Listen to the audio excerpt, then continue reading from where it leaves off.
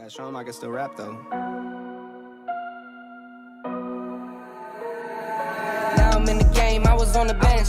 First I was renting, now I'm collecting rent. Run it up. First it with the Beamer, now I want the Benz. Spending all the bag like here I go again. Outside says chirp, now the camera phone. Told you I'ma keep the channels on.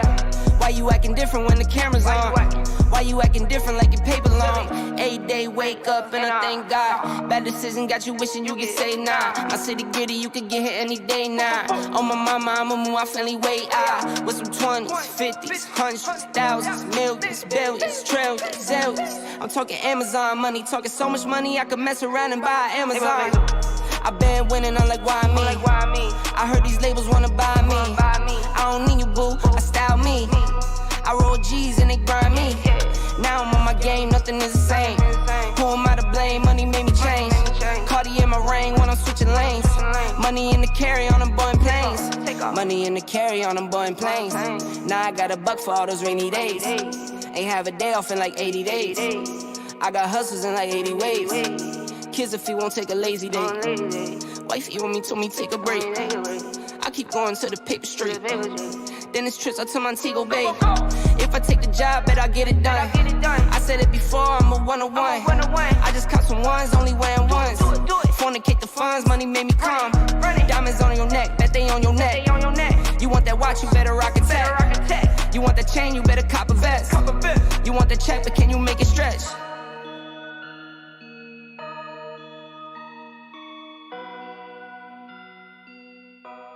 This is Steve Downs, the voice of Master Chief, Spartan 117. And you're tuned in to Next Podcast. Now, wake me when you need me.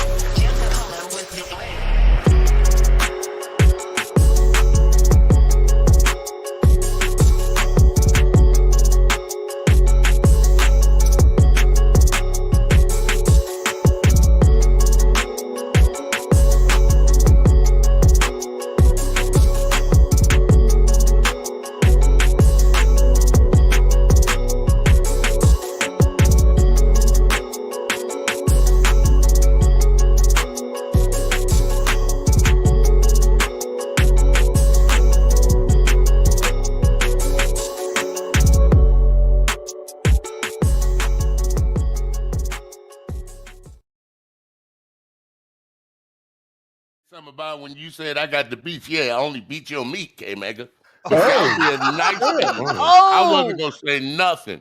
Oh my goodness, what is going on, people? That was the perfect time you was about to switch get that over. beat, You heard. Sir.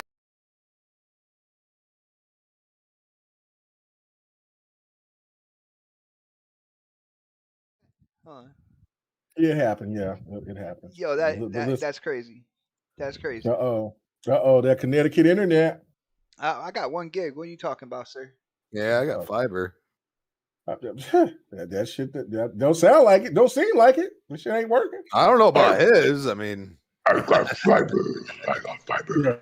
Yo, Verge definitely. Yo, what is going on, everybody?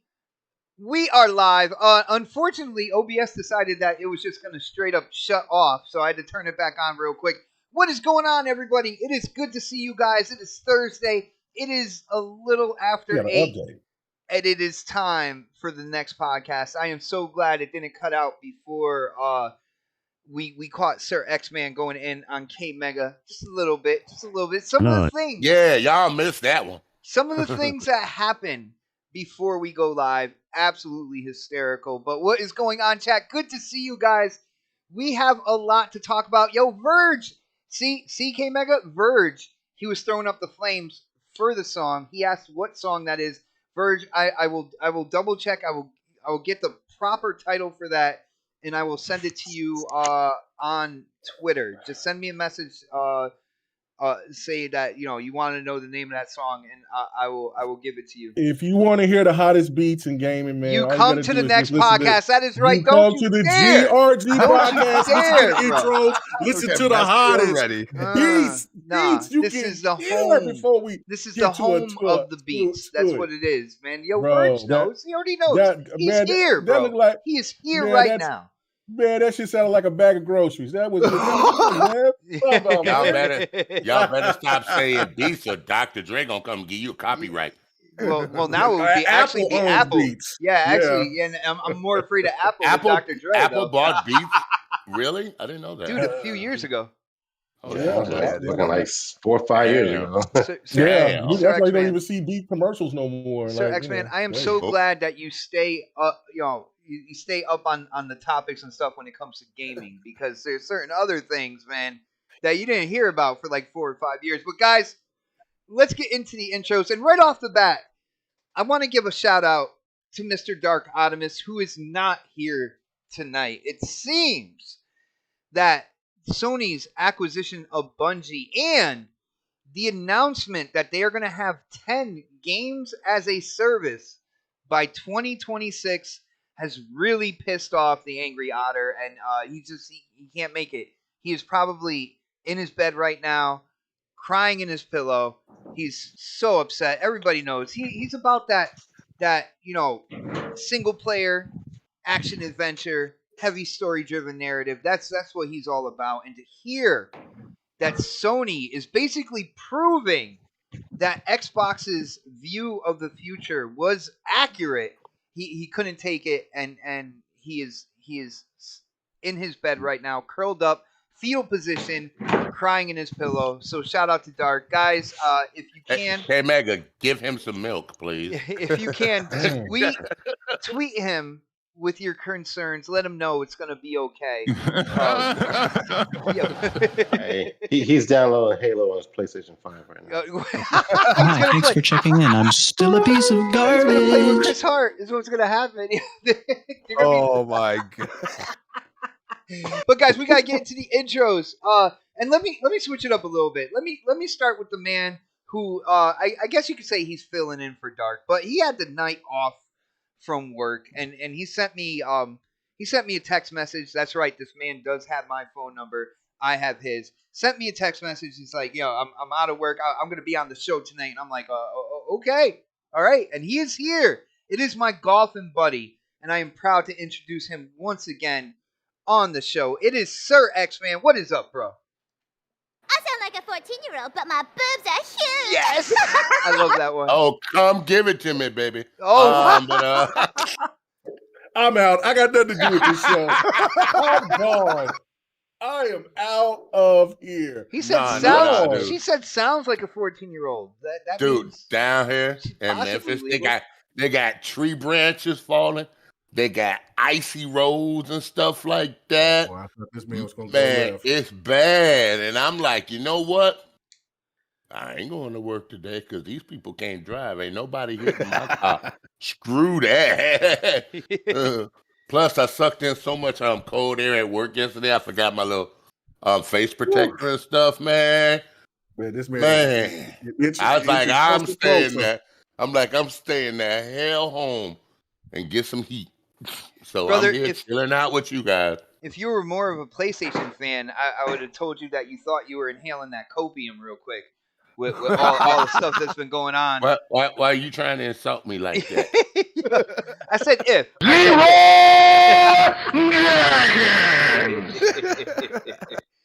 But brother, I'm into older PlayStations. All right, let's just put it like that. There we go.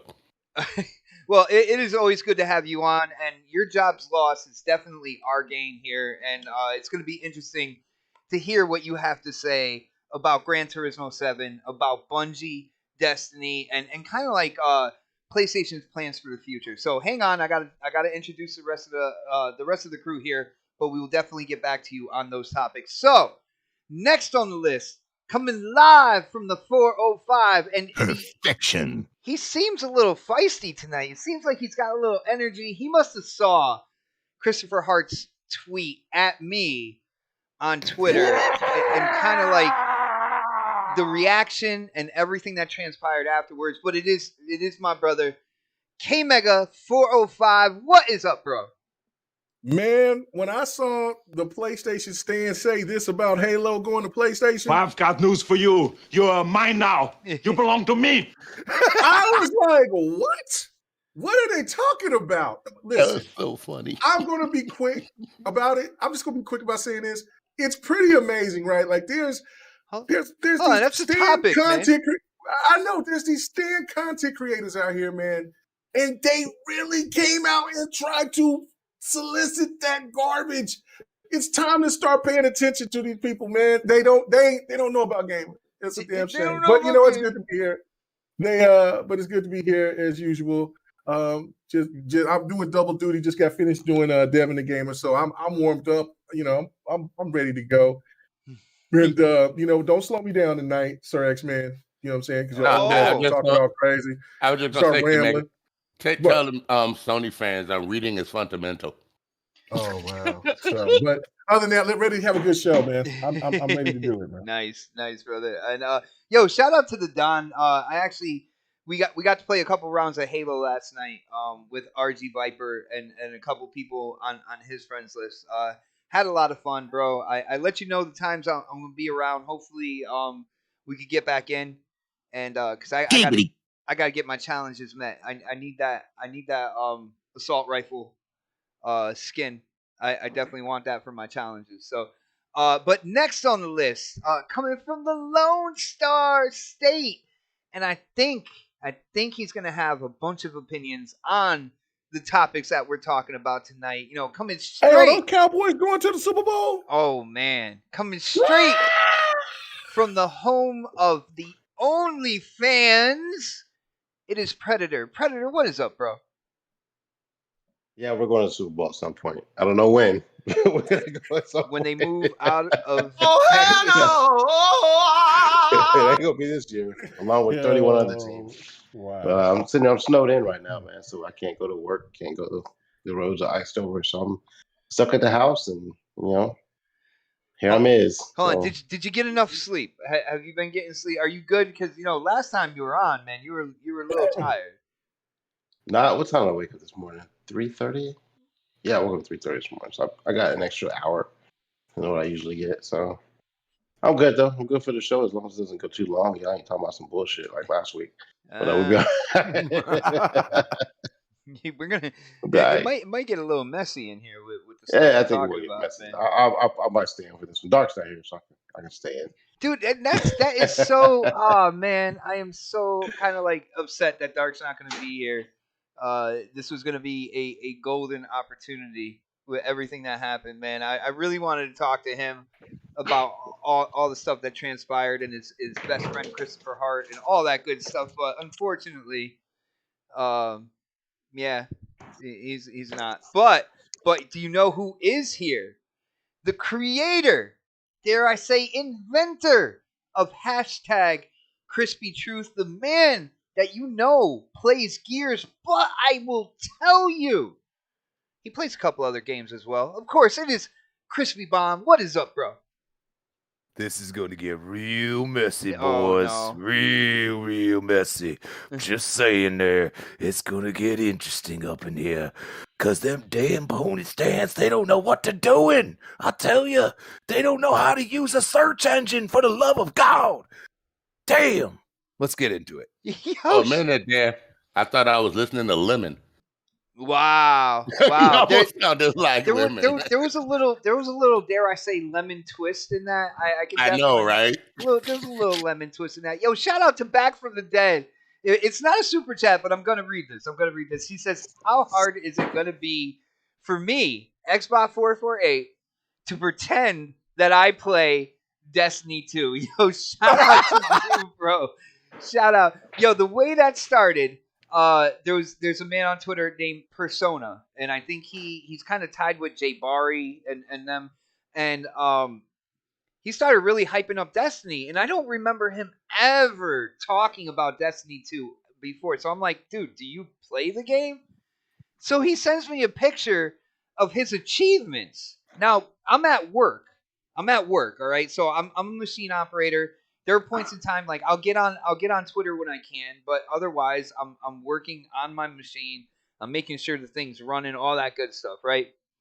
So when I see the picture of achievements, it doesn't show whether or not he's played like recently, because we all know Destiny 2 is a game as a service. They add content, every season.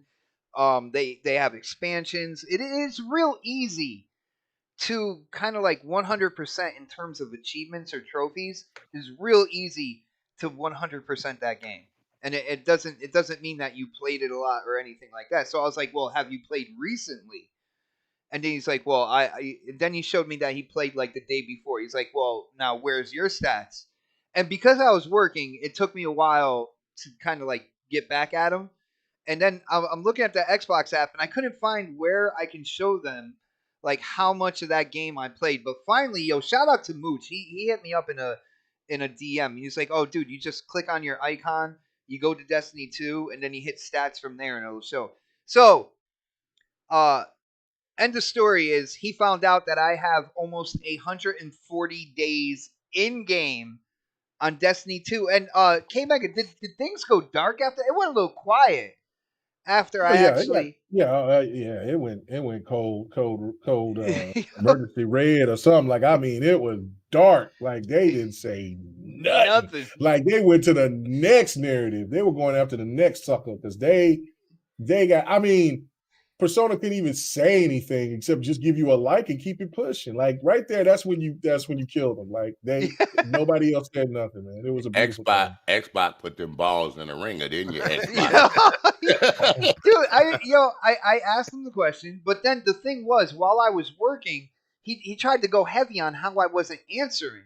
And of course, in Twitter you have followers, you have, dare I say, minions that will come in and try to boost whatever narrative you're trying to put there. So people are like, oh, where'd he go? Did he disappear? Yeah. And I was like, well, that's funny. I was like, what, did I? And then I just started posting my stats. Like we're on Twitter all fucking day long. Just like. Yeah. I'm like, dude, I'm in the middle of work right now. But yeah, I'm on my lunch break. I just let them all know exactly how much of that game I do play. And, people know me, K-Mega Predator, Sir X-Man, Dark Optimus, like the people who know me, they know. They make fun of me for playing that game so much. So half a damn year, bot. Holy shit. Your buddy Viper in the chat. Yeah. Yeah. Yeah, Viper's another man on Destiny, like hard. He's on Destiny hard, man. But he's helping me get through some stuff, so that's cool. Nice. Is your lady still into the game or? Not really. She's doing her own thing. It started strong and it just kind of fizzled out, huh? It don't bother me. Oh, well, you were excited about it. You're like, yo, this game is good. Now that she don't like it, you're like, it's whatever. She's been working too much, bro. That happens. But yeah, let's get into it. So, it was announced that Sony, the parent company of PlayStation, Sony Corporation, it's hard to say bought Bungie or struck a deal because this whole thing is really weird. But anybody have on the top of their head the price that was paid? $3.6 billion. $3.6 billion. So Sony paid $3.6 billion for the developer / publisher known as Bungie. Now, the funny thing is, first off, Bungie is not under the PlayStation Corporation or PlayStation division. They are not a first party developer. What they are doing is they are making multi-plat games as well. They keep the rights to all of their games, which is basically Bungie and then whatever else they come out with. They have total independence when it comes to putting their games, whether they're new or existing, Destiny 2, they have total independence to put these games on whatever platforms they want. And this is what these PlayStation extremists were cheering about yesterday, for a while now, man, you can still find him on Twitter, getting all hyped up and stuff like that. So, let's go to Predator first on this one. Pred, I'm interested to hear, what do you think about this acquisition? I guess you can say, like, dude, does it make sense? Like, I all that money and kind of like no exclusive content, no games. They have no say in what Bungie does. But hey, they're a part of Sony. So does this? What do you think about this, bro? There's something missing here that we're not seeing. There's got to be. There's got to be. I mean, there's something in the documents and fine print that we're missing that we don't know It's about. called I don't know finesse, if it's and it was all on Bungie's side. Bungie I finesse. mean, you know what though? I'm being honest though. On the surface, that's what it sounds like. But there's something that we're missing here, and I don't know, because those games will go multi-plat, but when? You know what I'm saying? like they could keep Destiny 3, off Xbox for a year. But they can't. They could. They I don't know what can't. the fine print says. I don't know what the fine print says. So Yeah. it's not saying it's not coming. It's not coming right now. Well, day and hold on. date They to can't because Xbox. there's not going to be a Destiny 3. Okay, the next DLC or whatever. You don't know there's not be a Destiny 3. You don't know that. Bungie said Destiny when 1. it comes to the roadmap of Destiny 2, all the expansions, they're all, whatever was planned is that's where they're going. Whatever they said, and they said multi-plat, they said no exclusive content for any platform. That is where it is going. Okay. Like, I no mean, change. again, we're missing something here. Like, for them to spend that kind of money to not get anything out of it, and that maybe future titles, and I think that's kind of written in there too. I think you alluded to that, like that they're gonna, like, there is something missing because this is like the dumbest deal ever. That's all, there had to be something in there written in there where and maybe it's just a financial thing. Like they get the money from Destiny, and I looked at it that way too. Like if they're gonna lose out on Call of Duty, and again, this deal with Bungie was probably in the works the same time the deal with Activision was going on. Like, they probably knew it was coming, so they went after Bungie. I think they, like someone mentioned, I think that's a couple videos where they said they overpaid. I think they overpaid for them too.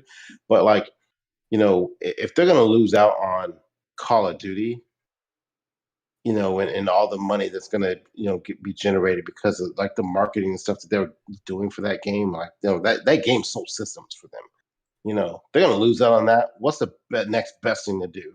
Let's pick up another big fucking game as a service that people are going to buy and throw money into. And that's, because they weren't going to get the Division. They weren't going to get like games like something from Ubisoft like that. So Bungie, this is me. Bungie just has one game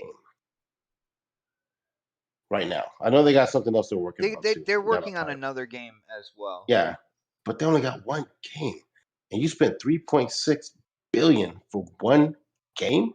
Now they'll make it back. Don't get me wrong, because not Bungie, but Destiny's a big game. They'll make that money back. But man, there's got to be something we're missing here. I've been scratching my head on this shit for a while. Like, people are saying that this acquisition, Bungie is going to help Sony in games that are in development for games as a service and stuff like that. Basically stating that the Sony first party teams don't necessarily know how to make I guess you would say a good that would make sense because game? they still haven't even come out with the fucking multiplayer for Last of Us. Not Last of Us. Was it Last of Us? Yeah, Last of Us. So it kind of makes sense though. But and if that's a true statement, you know what that means? That every game as a service game they have coming out from now until whenever the fuck they figure this shit out are going to be an exact carbon copy. Because they're going to use the same template that they're using for Destiny for every game as a service game they have. Every single one. Just like they've done over-the-shoulder third-person games, they're going to do the same fucking shit. If this is what their goal is, they're all those games will be the exact same. They're going to have the exact same fucking setup. Pred, I never thought about that. That is a great point, and I think that is something that people in the chat I know me myself on the panel, I'm definitely going to be thinking about now. Didn't even think about that before time. That is a great point. But Now the good thing is now they got some money backing them a little bit. You know, Sony's going to let them kind of have some creative freedom, hopefully, because that's something Microsoft didn't let them do when they were under Microsoft. So, you know, they got another title coming out, but I mean, I still think there's something missing here that we don't know about. It's going to come back and bite us. They're talking shit. Dude, It's going to bite us in the ass dude, later. Microsoft So, was everybody time stamp that I said that. Yo, Microsoft was in the mix to acquire Bungie as well. But it wasn't as Bungie's- much money though, right? It wasn't like as $2 much million? money, and again, Microsoft, Xbox, they wanted exclusivity when it comes to Destiny 2. You know, now moving into the future. In other words, any platform that has Game Pass on it, that would be where the game went, and that was the thing that kind of turned Bungie away from that. Plus the fact that I guess Sony offered more money, and we'll get into why it was more money as well a little bit later on. But yeah, Microsoft was in it, man. Yeah, so like to me, like I look at like Microsoft didn't lose out on this. Like you know, like they didn't have to put forth any money. They still get the game on their system. You know, I mean, No exclusive what did they lose content out? like Yeah, for like any other platform. nothing changed for them. Like so, and they got to save $3.6 billion to get the same game. It'll probably run better on Series X. And keep in mind, didn't Destiny isn't that in Game Pass? It's Not anymore. Not Not anymore. Okay. Not anymore. Not anymore. So they had they at least worked out a deal with Microsoft and Game Pass to some degree. So I mean, like, if anything, this game will never come on Game Pass now. Like, probably, I bet you that might be in there as well. Like somehow, some way. Keep it off of Although, Game but they Pass. did Destiny say is free to play independence. everywhere. Destiny is the base. Destiny Well, the 2 base free to Destiny play is free to anywhere. play. You are right, Right. sir. But come February 22nd, it's not going to be about the base Destiny game. It's going to be about the expansion, and for the first time, fighting an iconic character in the Destiny universe, The known Witch as Queen Savathun. My question is, who's gonna hold who's hostage first? Is it gonna be Call of Duty holding PlayStation hostage, or are they gonna try and pull some shit with Destiny later on down the road with Microsoft? Like, It's is all it like not official yet, though. which one? What part? With the Destiny one, I mean, with the Bungie thing, it's not all official yet, is it? It pretty. Yeah, I mean, they both yeah. announced it. I mean, and it is. Yeah, once they get to that point, it's a done deal. Yeah, there's The ink nowhere. has been There's signed. nowhere where like any kind of like government divisions or anything have to come in and overlook anything like this. I mean, it's one developer that's also an independent publisher, but of one game. So it's not even it's not even. It's not like worth, Activision. yeah, no, it's not even worth them looking at. In terms of is this the proper thing? Is this gonna cause some type of strain on competition or anything like that?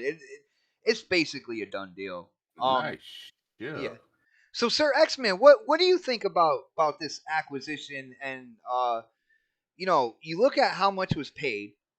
What did Sony get out of this whole deal that made it worth it for them? The engine and the ability to do multiplayer. The for their engine. console. That is a great point as well. I mean, Destiny engine may be old, but it still runs good. Hey, my 97 Civic is old and still runs good, but as soon as my sister forks over that Sentra, I'm gonna be happier. I'm just saying. Okay, now you want to hear my thought on it? Yeah, go ahead. Okay. So Bungie goes to Microsoft at first. Then Bungie goes to Activision at first because they want to do what they want. Now they're in Sony. Bungie's okay. Excuse me, people. I've got to say this. Bungie's like the girl in the neighborhood that you just pass on and pass on. Wow. Oh my God. Wow.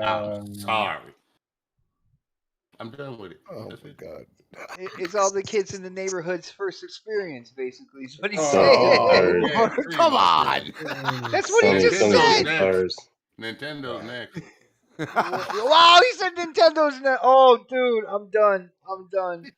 Oh my goodness, Sir That's X-Man. what I've been thinking this whole week, dude. I mean, seriously. He's been That's what waiting. it seems like with Bungie, man. He's been That's waiting what to it go really live seems just like. to say that to everybody out there. No, not really. It just seems like that, dude. Well, I mean, Bungie. Well, they started independent, making kind of like Mac games, stuff like that, and then Microsoft acquired them. They became very well known for Halo, which we will discuss in the future as well because that was amazing. But they became really well known for Halo. And then of course the whole kind of like relationship between Xbox and Bungie kind of soured because Bungie wanted to go ahead and make something else, and they're like, well, we Definitely. still need Halo.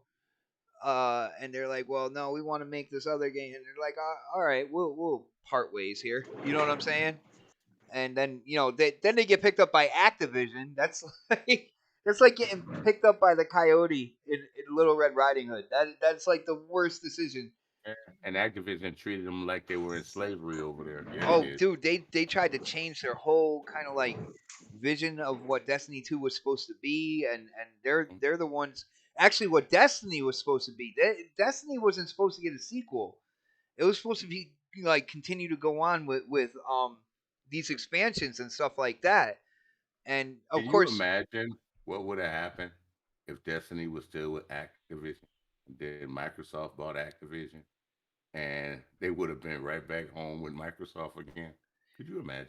that would have been crazy because if you look at you look at the Activision acquisition, you have Call of Duty there, and then you would have Destiny 2 in your world, and then you already have Halo, already under the first party umbrella here.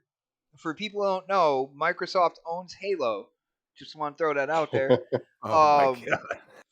But you would have the first person shooter genre, basically the most popular ones on lock when it comes down to it. Like that would have been insane. But, the relationship between Activision and Bungie, that really didn't work out. Bungie felt like they were being treated like a redheaded stepchild, and they were being And you were told what to better off do. when you were better off where you was before that.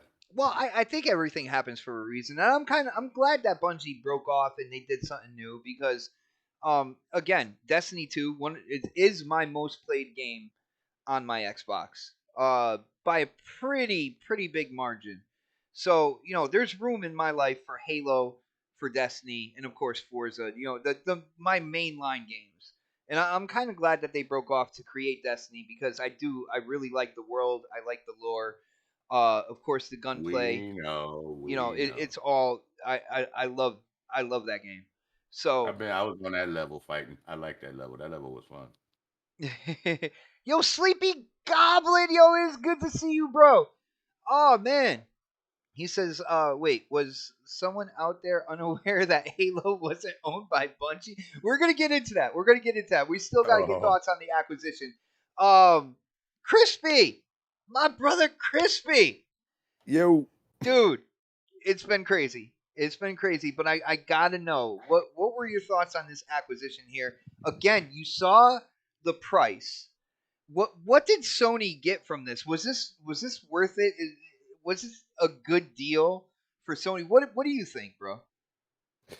Well, when I first saw it, I was like, "Oh, okay." I just saw Bungie got acquired by Sony. I was like, "Oh yeah, it makes sense. They need some multiplayer." I'm like, "Yeah, it seems right." And then I got into the details, and I'm like, "Whoa, 3.6 billion? What the?"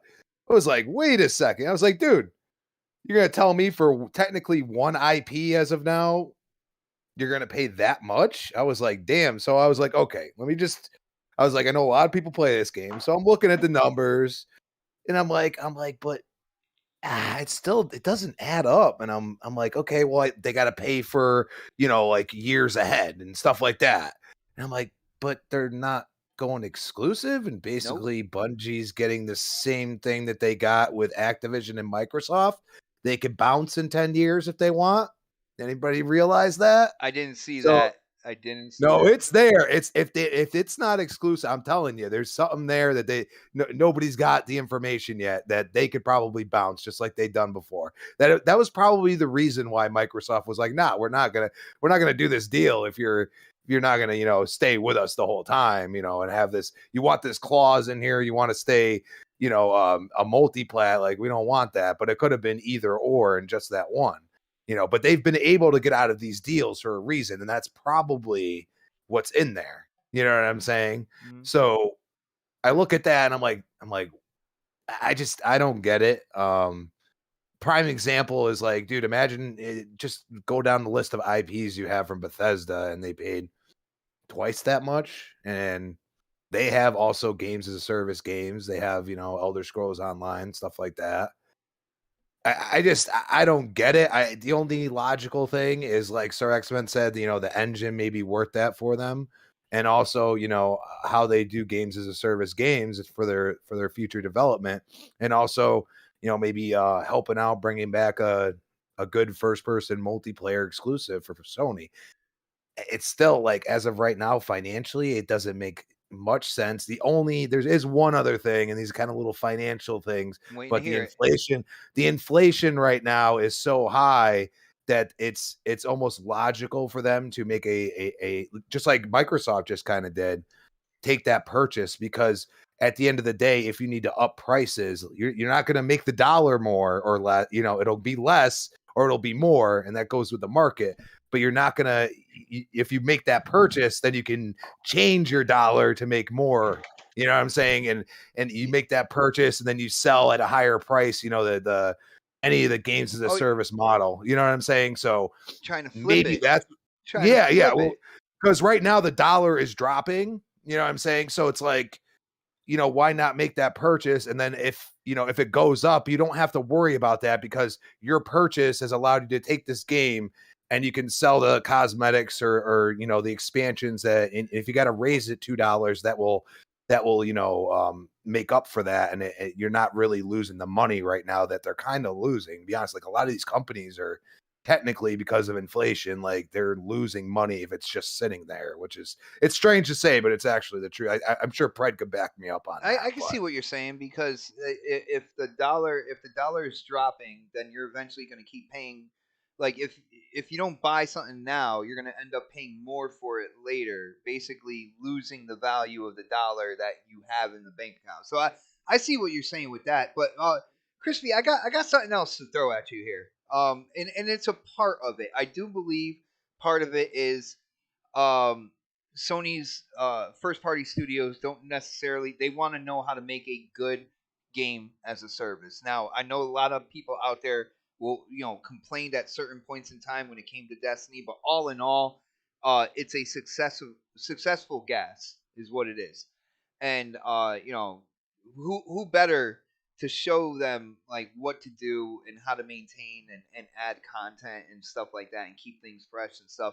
But so that's cool. But another thing to this is, with Xbox having Call of Duty, having Halo, the Xbox name is going to be stamped all around that. And I think part of it is, and without doing a marketing deal, right? But just have it be, this is the way it's supposed to be, because now you're affiliated with us. I think that you're going to see the PlayStation name, as like content drops, as commercials break out, and stuff like that. Wow. The way Call of Duty is kind of like, has been known with PlayStation because of the marketing deal. I think they're going to make sure that they don't lose the entire first person shooter genre by having PlayStation stamped all around Destiny 2. Whatever they do to advertise and stuff like that, it's all going to be PlayStation. What do you think about that, sir? Oh, it's happening. I mean, the marketing they've done with, Call of Duty, like people are like, "Oh, Call of Duty is just on PlayStation." I've heard that before. So it's like, no, dude, no, So yeah, they're going to do that, and that's going to be a big thing for some casuals just don't know. You know what I'm saying? Like, I've had people approach me that aren't like, you know, they have a gaming system, but they're not like in the Twitter verses and all that like we are. Or, well, I mean, I shouldn't even say that anymore.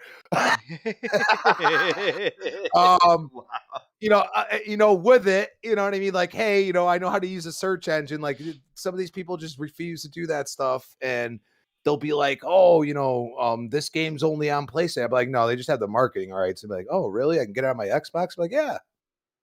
You know, and I don't even bat an eye because this person, like, I'm talking to them at work. They play some video games. They're like, oh, you do podcasting? Oh, I didn't even know that stuff was around, you know? And we have these conversations, and then they'll be like, yeah, I was going to get this game, but it was only on PlayStation. I'm like, no, that's just their advertising. I'm like, oh, so it does work. You know what I'm saying? But at the same time, it's like, you know, Destiny is what it is. I think for their newer game, it'll be more important because everybody knows that Destiny's not just going to get taken from their where they're playing it. You know what I'm saying? So it's more probably whatever newer game and whatever games as a service any of the other studios are going to work on that will be a big deal because I mean, if they're going games as a service, they at least got to be on PC.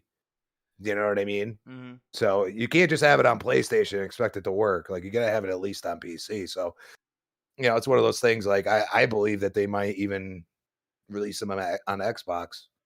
It might happen. Nintendo. I bet your games start coming to Nintendo at some point. Yeah, well, they're what's the nickname given to him? Lion Ryan. He is now becoming very vocal about stretching beyond platform and stuff like that. So that is really interesting, man. Like all these Sony extremists were diehard about exclusivity and games. It's a bonus when Sony themselves kills their own damn fanboy narratives. Yo, for real, it is. And but I'm done with that. I still want to see these extremists typing stutters to kind of respond to stuff that Ryan has said recently because it goes completely against PSPC. It goes completely against what they said was going to happen. But I got a Destiny question. What was that fire gun you were shooting with the scope? That gun is dope, dude. That is called 1,000 Voices, and basically, seriously, it's a fusion rifle that when you shoot it out, you shoot out a line of fire, right? So it hits the enemy and it damages them but then that line explodes. It's not a heavy, is it? It is a heavy, and it is an exotic. It's a raid exotic. You get it by RNG on the Last Wish raid. Okay. Yeah, and it's one of my absolute favorite weapons. Yeah, that thing, and dude, it can kill you. You can shoot it too close to you, and the explosion will kill you. Wow. That thing is dangerous, man. But it's mid-range. It is so fun. It is so fun to play. Okay. So let's get to K Mega. K Mega has been so quiet and so patient, just kind of listening to everybody. Mega, what do you think about this acquisition? Again, no exclusive content, no exclusivity when it comes to the games. Bungie is straight independent. You look at the price for this. What do you think, man? Was this a good deal for Sony? What's going on, bro?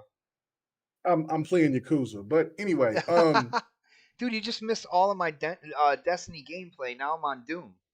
No, I'm looking at it too. I can multitask, man. What are you talking about? I can do all that. So you know what I'm saying? I mean, and your Doom gameplay is just not showing.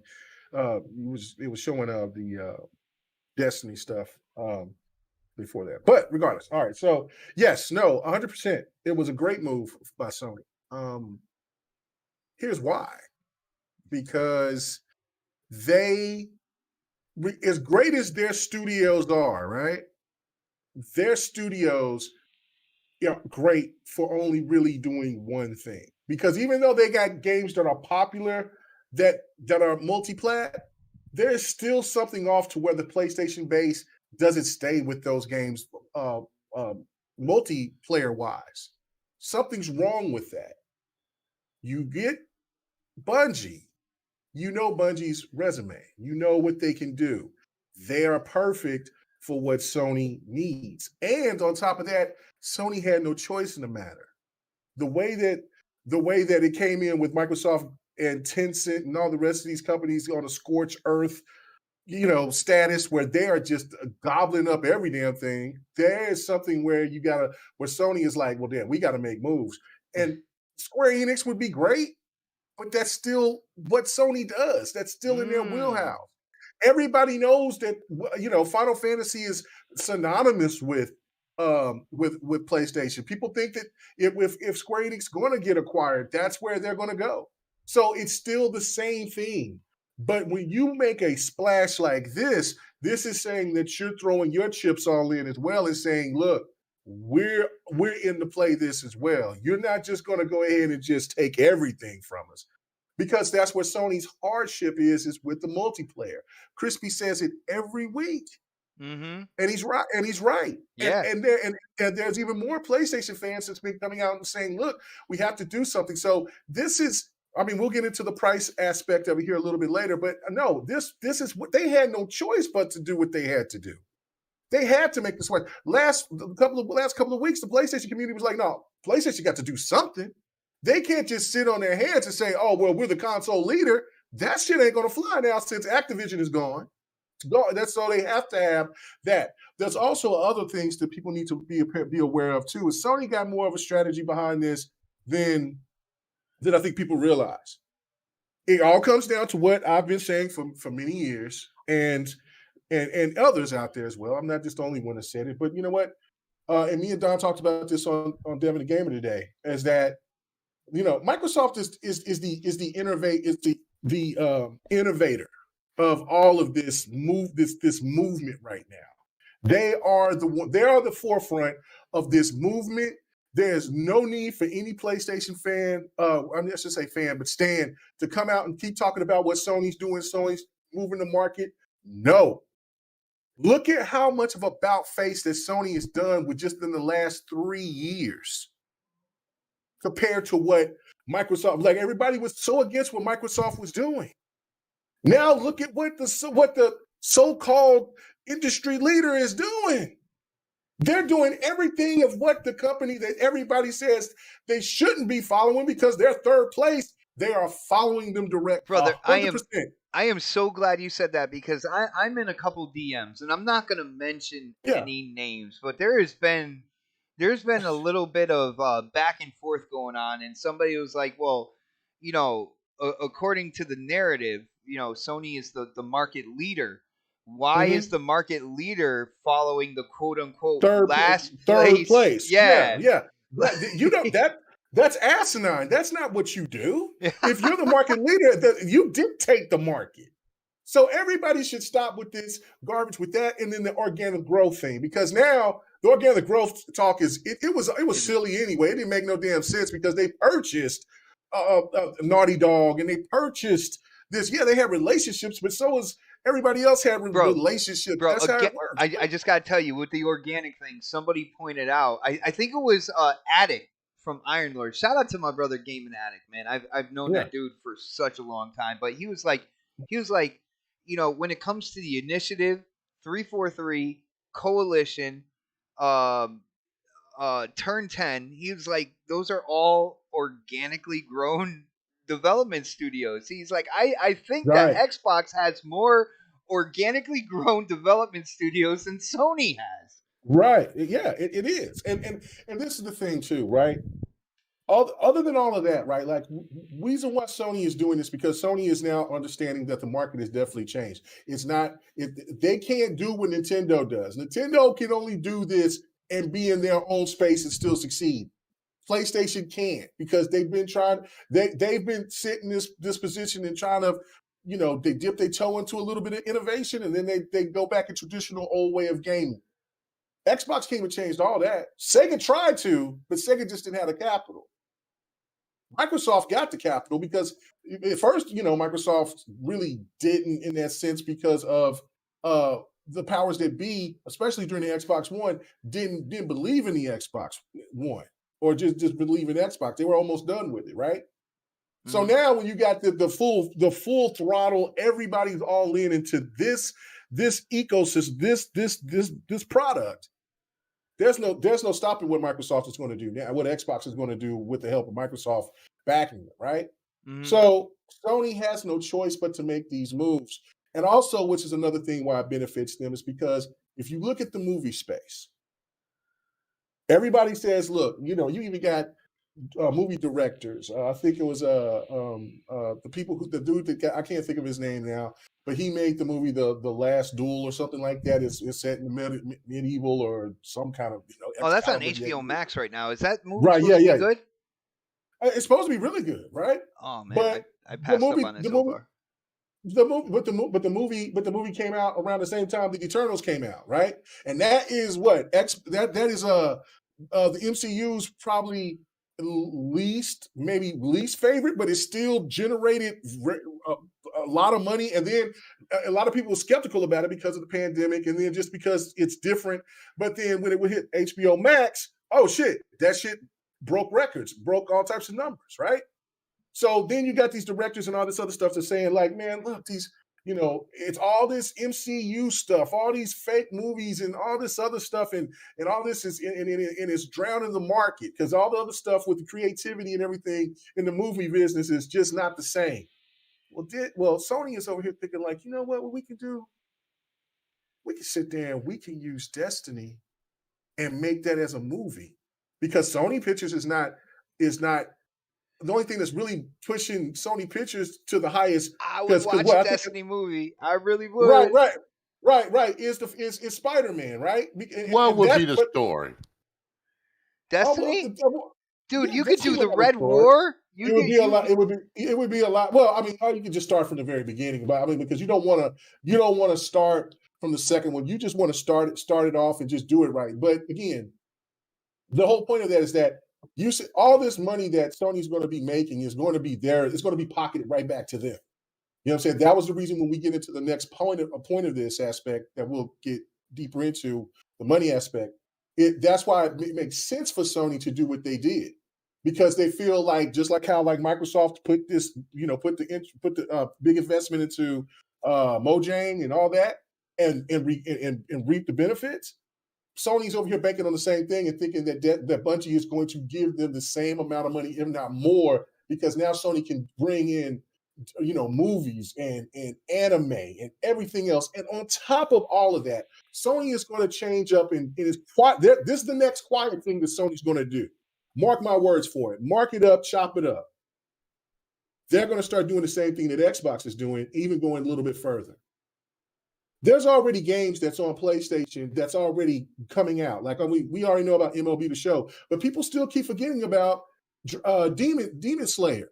That is a Sony-owned property. That's a multiplat.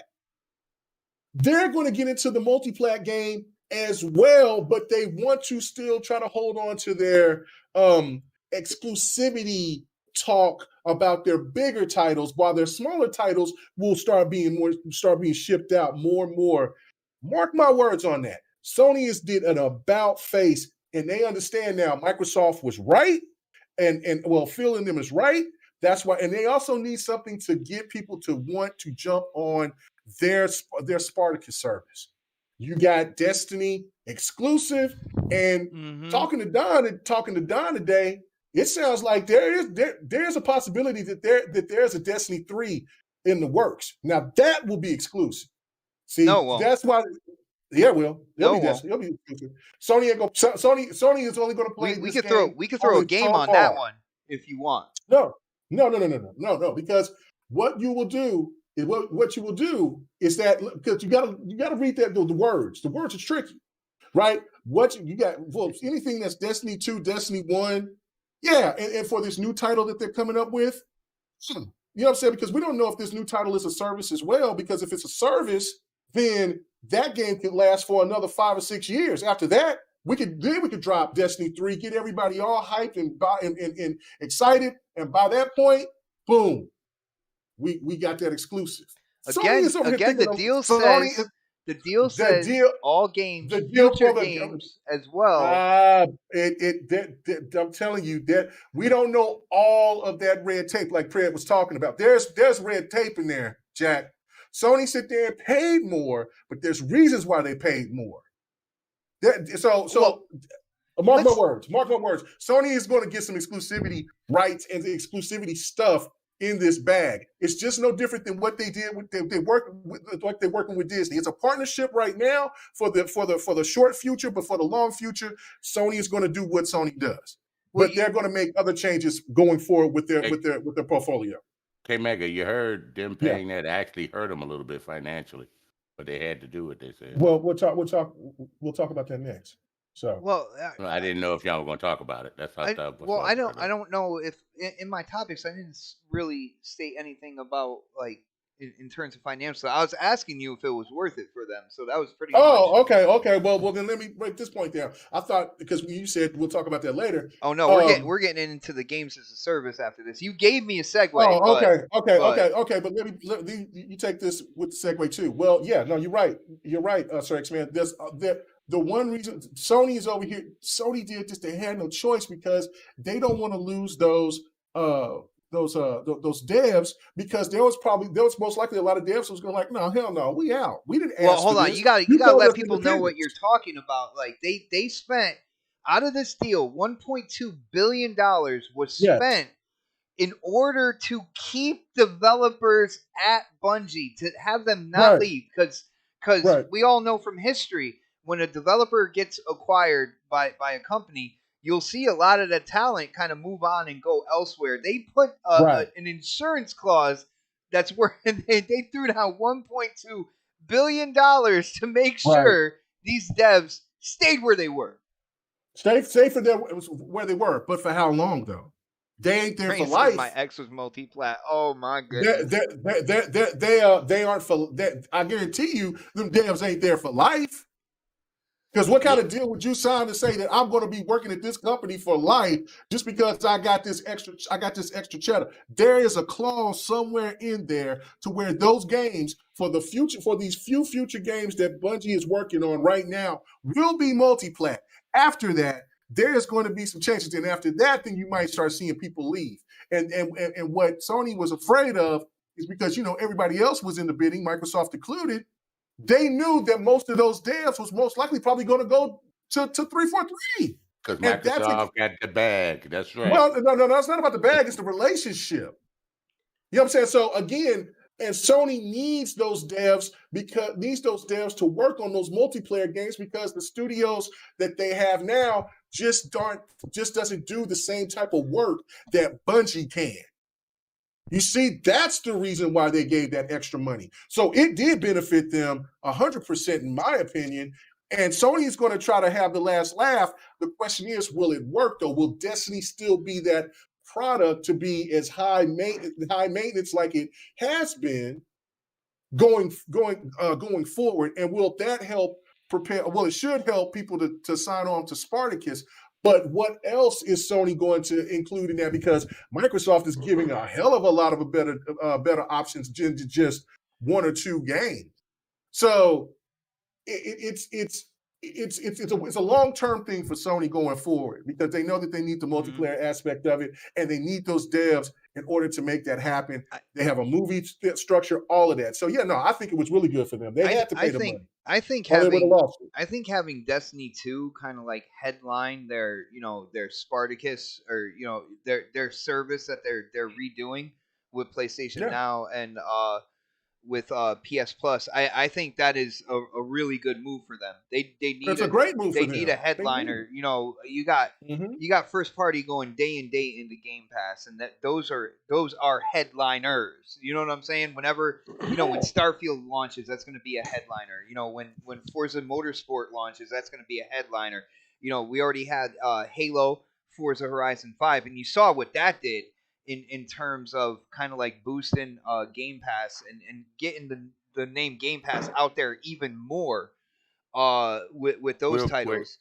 But I got an example of why Microsoft don't care about spending the money. Remember Devil May Cry 5 when it came out?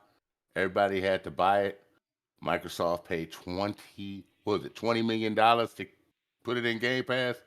If they want to get a game that's a great game, they ain't afraid to get it and throw it in Game Pass so people can say, Well, "Oh no, it's free over there. I'm gonna go over there and get it." Well, yeah, I think when it Hmm. comes down to it, especially kind of like building up from the early years, the infancy stage of Game Pass and stuff, they will spend money to get that name out there to get titles in there. It's like, whoa, they have that in Game Pass. We've seen it time Oh and yeah, time and time again, and all it's done is build that brand, build it up to where even the casual market recognizes Game Pass now, and that's a big thing because the casual market that's the biggest market in gaming. If they recognize Game Pass as a value, you have what we've been seeing in terms. especially in this day and age in this economy, Well, value is everything now. yeah, that's a great point as well. But also, you see what's been going on with the Series S and how that has been selling because Oh the yeah, availability and stuff. But to have the casual market know that Xbox has the kind of like the entry level next gen system, plus knowing that the Game Pass is such a value, putting those two together. Of course, you're getting like 3 months free Game Pass whenever you pick up the console. It's a huge thing, and you can see like that little was it console like even turned around the critics. 25 And million you also, people playing on Game Pass right now? yeah, and you also gotta understand too, what is multi-plat? Is it just PlayStation and PC? Or is it everything?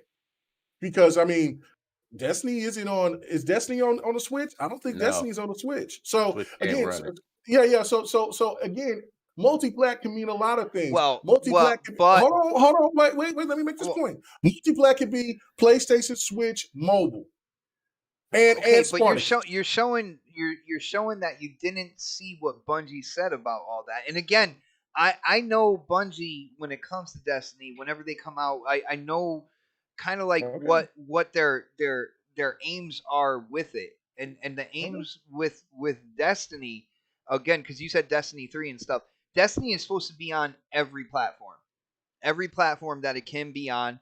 And the reason why, of course, the microtransactions in and of themselves, you go to the Eververse store, the cosmetics and stuff, that's where they make their bank.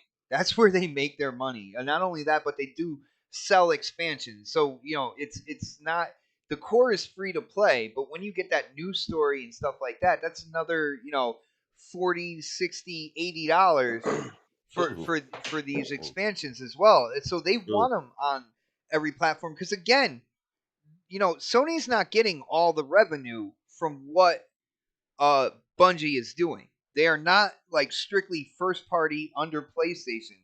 They are with the Sony Corporation under Sony Interactive Entertainment, and they get a piece of that pie. Like Sony gets a piece of their pie, but they're still baking that pie, and they're still getting some of it for themselves as well. That's why they're still independent and stuff. So they still want to have their game in as many places as they can have it in order to rake in for the expansions and for the microtransactions. That's why I think a lot of this when it comes to the acquisition, again, I think a lot of it is helping Sony's developers actually make a game as a service, kind of like flesh out and make higher quality multiplayer, kind of like focused games, marketing as well, so they're not pushed out of the first person shooter genre. Because again, you look at Xbox, they already have Halo, they're getting Call of Duty. You saw Doom as well. Doom is another first person shooter that's just known in that genre as kind of like one of the foundations. You take away all those foundations, all the popular games. It's kind of like what Sony was trying to do strategically to get Xbox out of the video game kind of like industry. When it came to Final Fantasy. So when it comes to JRPGs, they could get other JRPGs, but for the big JRPG fans, it's like, well, I can get all those still on PlayStation, plus I get to still play Final Fantasy. So And they you would get it on PC gravitate too. to PlayStation. So PlayStation But you get didn't it on want PC that with too. first So I person mean, shooter. What's going on? no, Final Fantasy VII. I mean, I hear all this, but man, look, I mean, I said what I said. You can counteract me all you want to, but I feel differently about it. I got don't. you, bro. Yeah. No, Let me, it's just what. Yeah. let me chime in on this real quick because there's Yeah. something everyone's not understanding. So that 1.2, $1.6 billion, whatever they set aside for the developers now, that's what they do with that is they pick out the key people they want and they go up to them and be like, hey, we want you to stay, sign this contract, stay here. We're going to give you this. We're going to basically give you a raise, basically, to stay. They don't have like now if they leave within a certain time period, they got to pay that money back. Right. So if they decide to take that money, they got to stay. They're basically signing a contract to stay there for an X amount of time to get that money. It could be a year. It could be till a project finishes. I don't know what the details are going to be. But those people who don't want to stay, just because they got that money set aside, like, for them to go, those guys, like, let's say, Dwayne is a fucking engineer on this, engine. They want him to, it's Dwayne. I'm just throwing names. I'm just throwing a name out there. Like, let's say they want him to stay. And he's like, you know what? Nah, fam, I wasn't ready for this. He can still go. That money isn't guaranteed to him. He has to make the decision to take that money or not. If he don't want it, he can say, fuck it, I'm out. So that money, it's nice to see those numbers. Yeah, it's nice to see those numbers, but that doesn't necessarily mean he's going to stay there. Him, her, anybody else who they offer that up to. And then, of course, you're going to have these little peons they ain't going to offer shit to. So it started like, 2 years ago that, pick up coffee and shit. They're going to get that motherfucker shit. They're going to pick out key people within the organization to offer that money to. And if they decide to take it, then they're going to have to sign some kind of contract to stay for a certain amount of time to get that money. They might not even get it up front. They might get half in the beginning. They make half when everything's done. So, and some people can be like, "I'll stay till this part," and like if another, something comes up, and they find a better deal, they can be like, "Fuck that extra, $5,000 a year I was going to get," So, and everyone's little contract is going to be different. They may offer, Dwayne, $60,000 a year more than what he's getting. They may only offer this other person like $5,000 or more a year. So like, but that money is basically like hush money. Like here's what we think we need to keep these people on board. But there's no guarantee those devs can still leave. They can go whenever the fuck they want to go. They can just say, fuck you, I'm leaving anyway. I got a job at 343. I got homeboys over there already. I'm going over there. I've seen Halo. I see what we're doing with Destiny, and I don't want to fucking work for Sony. They can say no. Right. So don't think everybody that they're trying to get to stay is going to stay. That's not going to happen. No, and that's why it's that signs a lease for 2 years, signs a contract for 2 years, so he can get his bonus. And if he leaves early, one day before that 2 years is up, when he gets ready to get the final part of it, he got to pay all of it back. Mm-hmm. Yep. Mm-hmm. And that's why I said there's a clause there. Like they can't stay there. They like that's against labor laws. Oh, you pay. Well, you're here. You're stuck. You can't leave. You know what I'm saying? And so that's why. And once that, I think once the studio starts certain devs start leaving and things like that, that's when I think all bets are off, and Sony is going to revert back to making things to where, look, we're going to make this exclusive. But yeah, no, that's why. Look, it might not be Destiny 3. It could be a whole nother IP after these other 2 IPs that they're working on. That they could be doing what doing what they're doing. I mean, because like just case in point, the whole Activision situation with Call of Duty, right before even the ink is dry, Xbox is already going here throwing shade, talking about, we might just go ahead and not make it annual anymore. Well, look at this too. Changing shit already. Remember how people felt about Halo when 343 made the first one? Yeah. Remember how like people was like how the difference between Bungie and 343, how people were like, oh, 343 sucks, Keep in mind, this Sony Bungie may not be the same as Bungie. When they make the next Destiny or when they start moving forward with this, it may not be the same game that you guys are looking for. So remember that, just because it's got the same name as Bungie doesn't necessarily mean that game's gonna come out the exact same way, or just as well as the Destiny you're playing right now. Because I've seen a lot of people jump ship from Halo when 343 took over. The same thing can happen now with Sony taking over Bungie. So, I don't think Bungie's gonna let it happen because they saw what happened to Cliffy B when he brought his game and said it's only gonna be on PlayStation. I don't think Bungie's gonna let that same That's thing. a different scenario. Though. Cliffy was kind But of it's dumb. still different but it's scenario. still the same type of thing that happened. Remember, if Cliffy had to put it on both consoles, I heard it was not that It bad of a wasn't that thing. bad, but it was an Overwatch Yo, clone. But shout out to Eder real quick. He's like, so Mm. wait, you need to get paid extra to stay at PlayStation? Damn. Sounds like it. Sounds like. I mean, look. Obviously, that's exactly what happened, right? Like, I mean, Sony had to spend this money in order for them to even work with this. Right now, it looks like a partnership more than it is an acquirement, but it will eventually become an acquirement once the money starts rolling in, and Sony will sit there, and then, like, after so many people will decide maybe if they want to leave, then Sony's going to sit there and start buckling down and say, okay, look, we own this company. You do what the fuck you want to do. Clause is up. Get the stepping. We'll sit there and put, because we already know how the engine works. We got what we know. We got what we need. They're gonna do what EA does.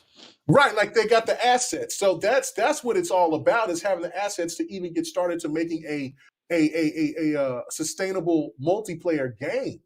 That's what this is all about. Here's another way to look at it, though. Maybe they got wind that a lot of people were going to leave if Sony picked them up, and they had to throw that money out there. They got wind of that shit. Well, that's what I was trying to allude to. Yeah, like that was like, yeah, like shit. We gotta do this because maybe Microsoft was right there on the cusp to take them. You know what I'm saying? If not Microsoft, somebody else. But I mean, I'd rather just say Microsoft because it sounds sweeter. But and then Sony but Sony, regardless of whoever was having Bungie's ear, Sony knew that they had to make this move. They had no choice. Well, they probably realized that the new Microsoft, Bungie realized that, man, they're letting their guys just make their games, no stress, no nothing. And they were probably thinking about coming over there, and Microsoft would have paid more or less. But then then PlayStation threw all that money at them. It's kind of resistant. It's hard to resist a shitload of money, dude. Again, the thing about it was, like, again, Everybody Microsoft had was the in the price. running. It was the exclusivity. It was Say that the on your show, independence to be able to put the game wherever they want. And that's why that's the only reason why I countered UK Mega, is like that was the biggest reason that they went ahead with Sony, because they were keeping their freedom. I got you, but I'm gonna say this, and we'll just move on to the next topic. But I said this on Devin the Gamer tonight. You know what Bungie reminds me of, and I'm not gonna go as deep as. But was I lying? No, Ken Mega. But was I lying? I'm not gonna be messy like that. But, was I lying? No. Okay. Anyway, so let me say this. It reminds me of a person that's going into college, like from an 18-year-old to a 24-year-old. They go into college and having all these, these thought processes of what they want to do and visions and dreams and hopes. And then next thing you know, they go in, they decide they go in first into college and say, I want to be a doctor. Oh yeah, but then they partying too damn much. They kicking it. They carefree, and then they're like, okay, well, you know what? Maybe I want to be be a teacher instead. You know what I'm saying? They have made so many changes about what their identity is supposed to be, and yet they keep reverting back to going to getting acquired. They want it to be this way. Now they want to go this way. You know what I'm saying? So I hear what you're saying. Right. They keep on trying to say we're independent with this, we're independent with that. We left Microsoft because of our independence. Well, we go to Activision, we want our independence, and then what happened? Then they go over here and they get. They got somebody that just knows how to manipulate them, and they're like, oh shit. So they get out of that, and then they go ahead and say, we're all about independence, and they get with Sony. And Sony is not going to keep playing that game for so long. That's what I'm saying. There is clauses in that paperwork somewhere. I hope it doesn't go like what's that studio that Square Enix worked on with people that people can fly or whatever, where they didn't just go through and read the information properly. And then Square Enix was like, now y'all don't get y'all bonuses because y'all didn't hit y'all quota. You know what I'm saying? So I hope, you know what I'm saying? I'm pretty sure Bungie is smarter than that. But Sony is not going to just you're not going to let them just overtly tell them we're this, we're that, we're this, we're that, while there's more devs that decide to leave after so many years after the contract. You see what I'm That's never saying? been the Sony way. It's never been Yeah, the that's Sony way. never been the Sony As way. long as they've been around, never. No. Yeah, they've never been that way. So they're gonna tighten up that ship eventually. They're gonna play nice right now, and then it's gonna get down to the nut cutting once.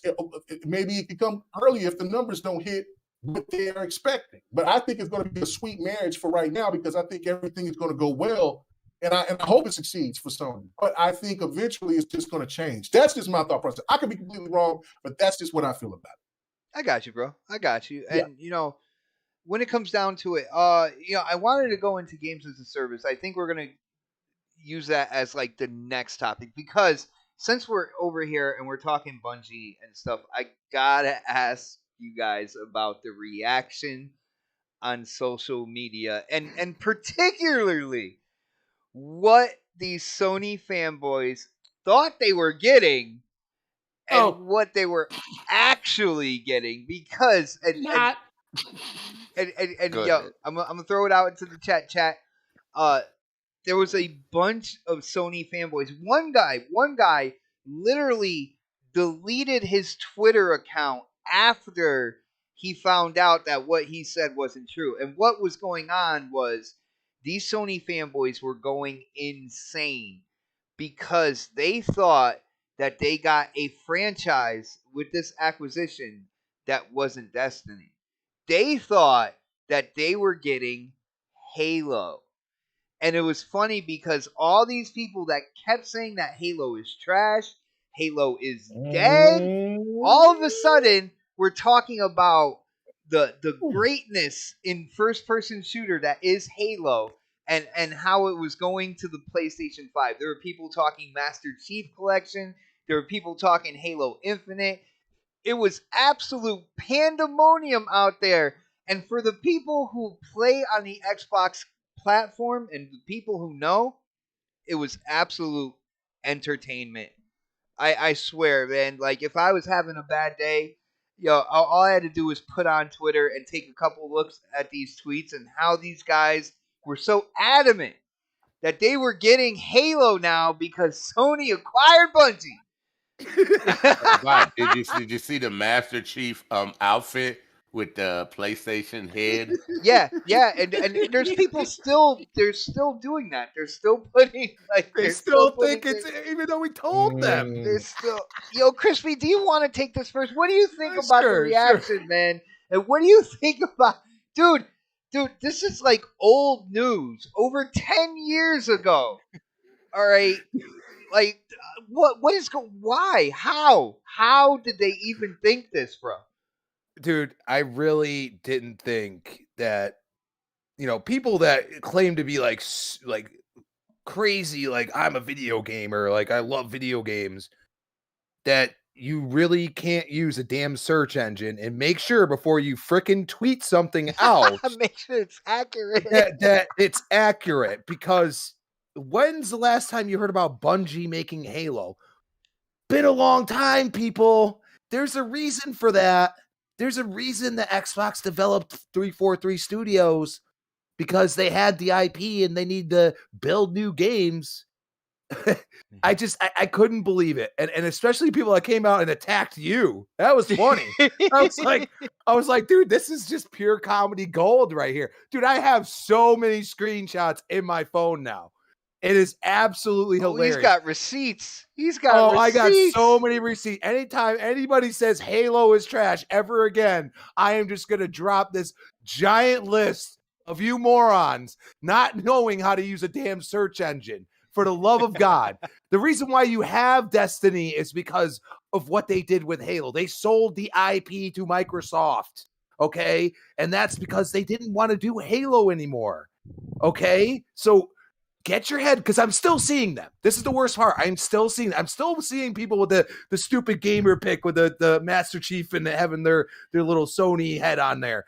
Dude, just stop. You're embarrassing yourself. If you really needed something after Aaron Greenberg with Crash Bandicoot, they needed something, bro. I don't know, dude, but it's embarrassing. It's embarrassing. And especially the ones that were like, oh, Halo's going to be on PlayStation now. The only way Halo's going to be on PlayStation, there's a Game Pass app over there. That's the way Halo will be on PlayStation. So just stop. You're making yourself look real bad, and you're just giving me too much ammo, man. Ooh. That's like Ooh. Pitfall on PlayStation. Oh, not gonna happen. Yo, Pred. I know Predator. I'm here. Yeah. I know that you look at social media. Dude, what did you think about the reaction that so many PlayStation extremists thought they were getting the Halo franchise, dude? Absolute entertainment, in my opinion. What did you think? At first I thought, like, they're not serious. Like they can't be this. It's gotta be a joke. This gotta be a joke. Yeah, that's how I took it. Every time I saw it, I took it that way. But then I kept seeing it. And I kept seeing it. And I'm like, and here's the favorite part of all this. Like with the one exception of the guy that deleted history, he's like, fuck. Like when I put the tweets out there before with misinformation, like maybe I didn't do enough research and I say something that's wrong, I will come back and I'll be like, oh shit, I didn't know that. Thank you for letting me know, and I'll just move on from it. These motherfuckers doubled down. They doubled down. Yo, Chris is still talking about to this day. Like, yeah, he's still going. Some people, like, they just double down. I'm like, dude, did you, like, you hear everyone telling you you're wrong, and you still not listening to us. Like, and not just Chris, there's other people out there too. Like, why would you think that? Like, like, if I did that shit and I knew I was wrong after being called out, I'm deleting that fucking tweet in a heartbeat. Like, that's just probably still up for some of these people. They still going in thinking that shit's gonna happen. But they can, I mean, and like Chrissy said, like, there's some people who are just dogging Halo, but then as soon as Bungie gets acquired and they think they're getting Halo, they're like, oh, yeah, we're getting Halo. Like, you can just go play it on your PC that you supposedly have. You know what I'm saying? Oh, damn. But, I mean, and it's funny because they talk about Halo coming there, but they keep forgetting that Bungie's still coming to Xbox right now. So, like, not Bungie, I mean Destiny. Destiny's still coming to Xbox. Like they like, one is true and one's not.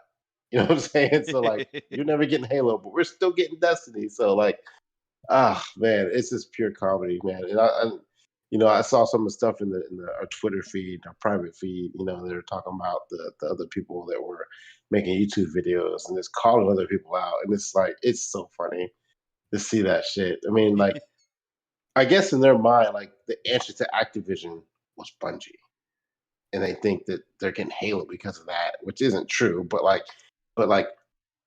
it's like Activision has how many IPs and how many studios under their belt, and then Bungie's like got what?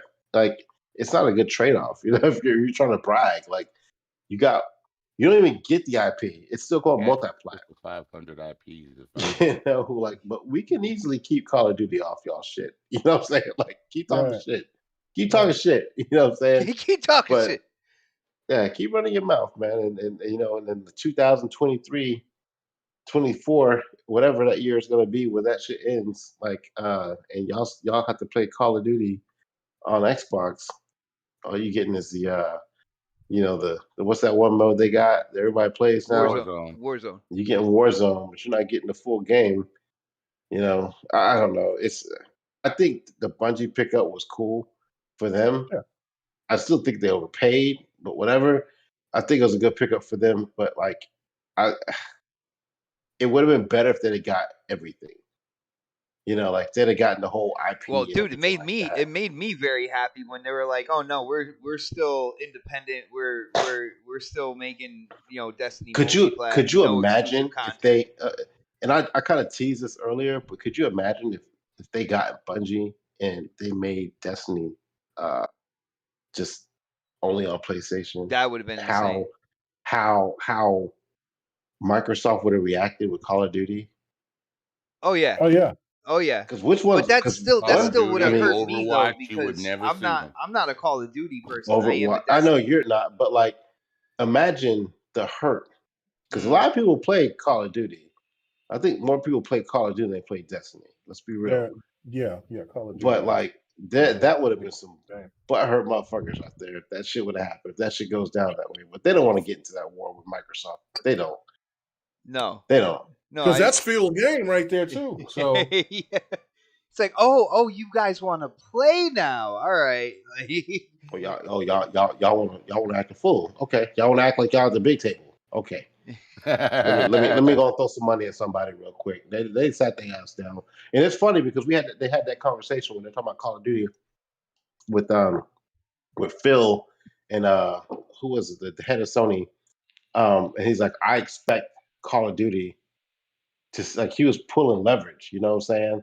I expect Call of Duty to stay, honor, it's a franchise and stay with us, and like he's like flex his muscle, probably because he thought he had Destiny in the bag, coming to Sony, and then Bungie's like, nah, fam, we're not doing that. We're gonna do it this way. We still gonna be multiplayer, homie. Like, oh shit. Oh man, but yeah, it's funny. But like, I mean, there's some people out there just like, do your research, man, before you open your mouth.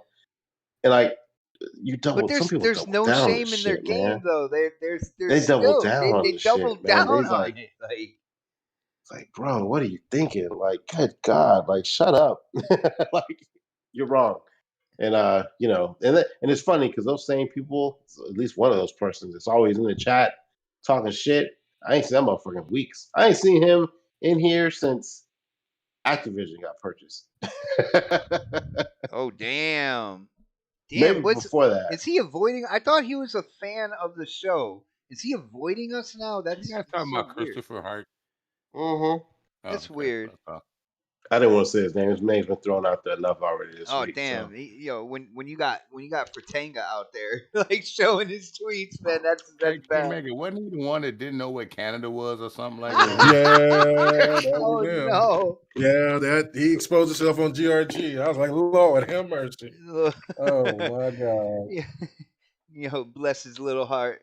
Bless his little heart. Bless it. Yeah. All right, so let's go Sir X-Man on this one. Yo. I want to talk about the money part. Oh, okay. All right, Okay. brother. Then Keep all going. right, let's go K Mega then. Yo, Mega. Dude, Yeah. I know you had to have seen all this shit, yo.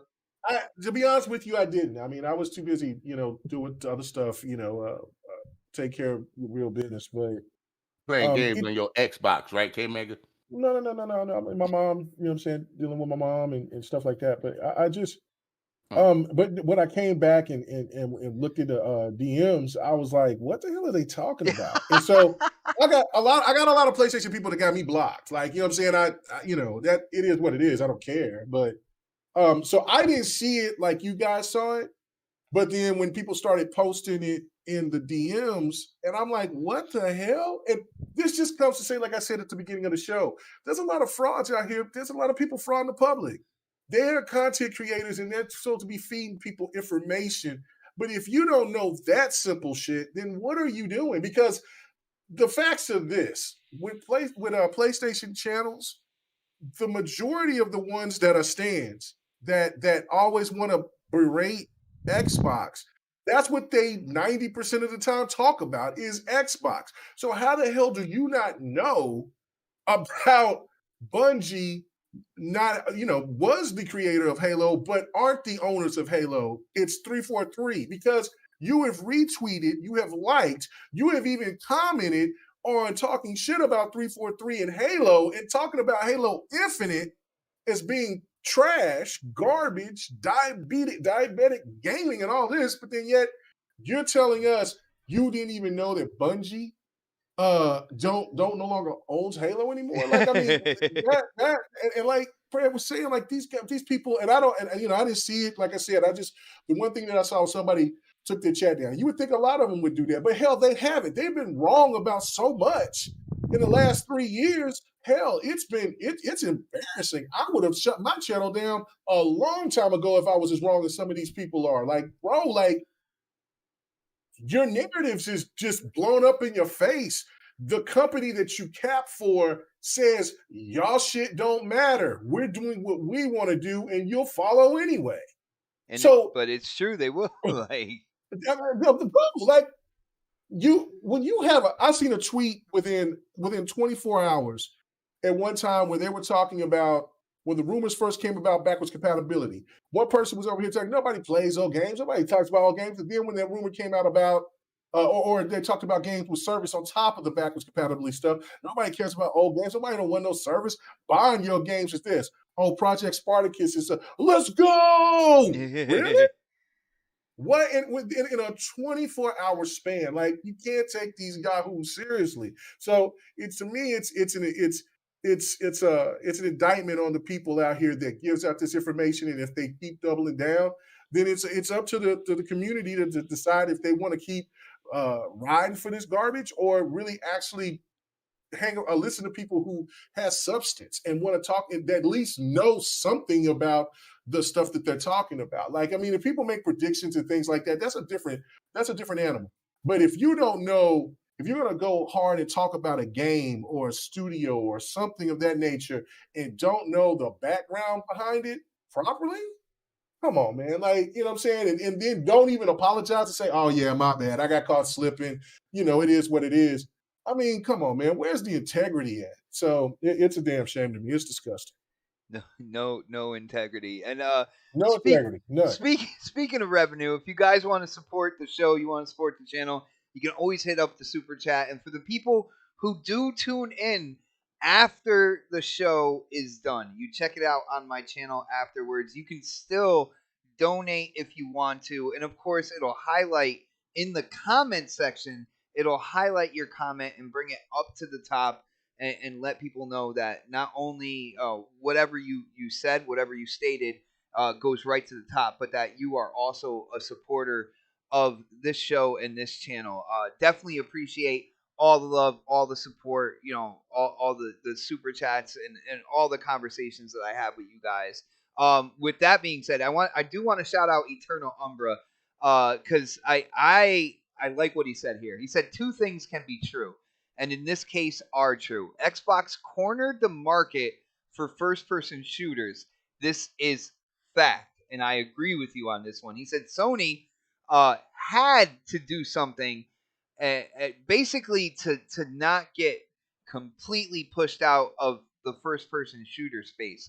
And I think that is a part of what happened with Bungie, as well as Bungie helping them with their games as a service. And with talking about games as a service, I believe it was Jim Ryan, Sony came out and announced that by 2026, the PlayStation platform, PlayStation First Party, will have 10 games as a service out there for their gamers to play on that platform. And all I got to say is, oh my goodness, what a change in direction. It's insane to see. So many people have championed PlayStation for the third person action adventure game, heavy story, heavy story driven narrative, that those types of games, to the point where it was pretty much the blueprint for first parties. But wow, Jim Ryan comes in here and you start seeing games on, PlayStation games on PC. You hear games as a service now being a thing that is touted on the PlayStation platform, and 10 of them by 2026. Now, we didn't hear Sir X-Man on the previous. He said, pass on this one. Sir X-Man, I got to ask you about this one. What do you think about the PlayStation platform now going all in on games as a service? Microtransactions for cosmetics, content coming in, to keep the game fresh, trying to keep that active player base, at top levels. To me, it's a complete 180 from what everybody, is completely different than what everybody kind of like knows PlayStation to be in terms of games, man. Is this a sign of the times? I look at it personally like this is a good sign that PlayStation does know that the landscape of the industry is changing. And Sony really didn't change when it came into the music situation, back going 90s into 2000s, going from CDs into digital media. To me, it's a good sign that they see the change and they're ready to embrace it moving forward. But what do you think about the announcement? 10 games as a service, Sir X-Man, going to PlayStation. Are you lining up to get a PS5 now? You can't even find a PS5, so leave that one alone. But Sony's always been slow, man. They've always been slow to the change, and by the time they get there, they stole. It's like a boss where you give him an idea, and then months later he says it was his idea. Oh shit! Damn. So it's just the way Sony's always been. They didn't believe the online was a real thing. When we got Netflix, they didn't think it was a great thing. But then next thing you know, they're getting Netflix on their console. People they didn't think, that Game Pass was a thing, but all of a sudden it's kicking its ass. I mean, it's just the way Sony's always been, man. They've always been slow to change. They're stubborn over there, dude, and they don't know how to change that attitude over there in the West, man. Or it's Yeah, the East. In the East, East. and eventually, they're gonna have to just really, really buck it up and start doing it sooner instead of just following people. You say you're a leader, well, be a leader. Don't follow. That's all. Well, Mhm. they're gonna Oh, the lead. money thing too. Oh yeah, I hear they had to borrow from their studio to pay Bungie, the movie division.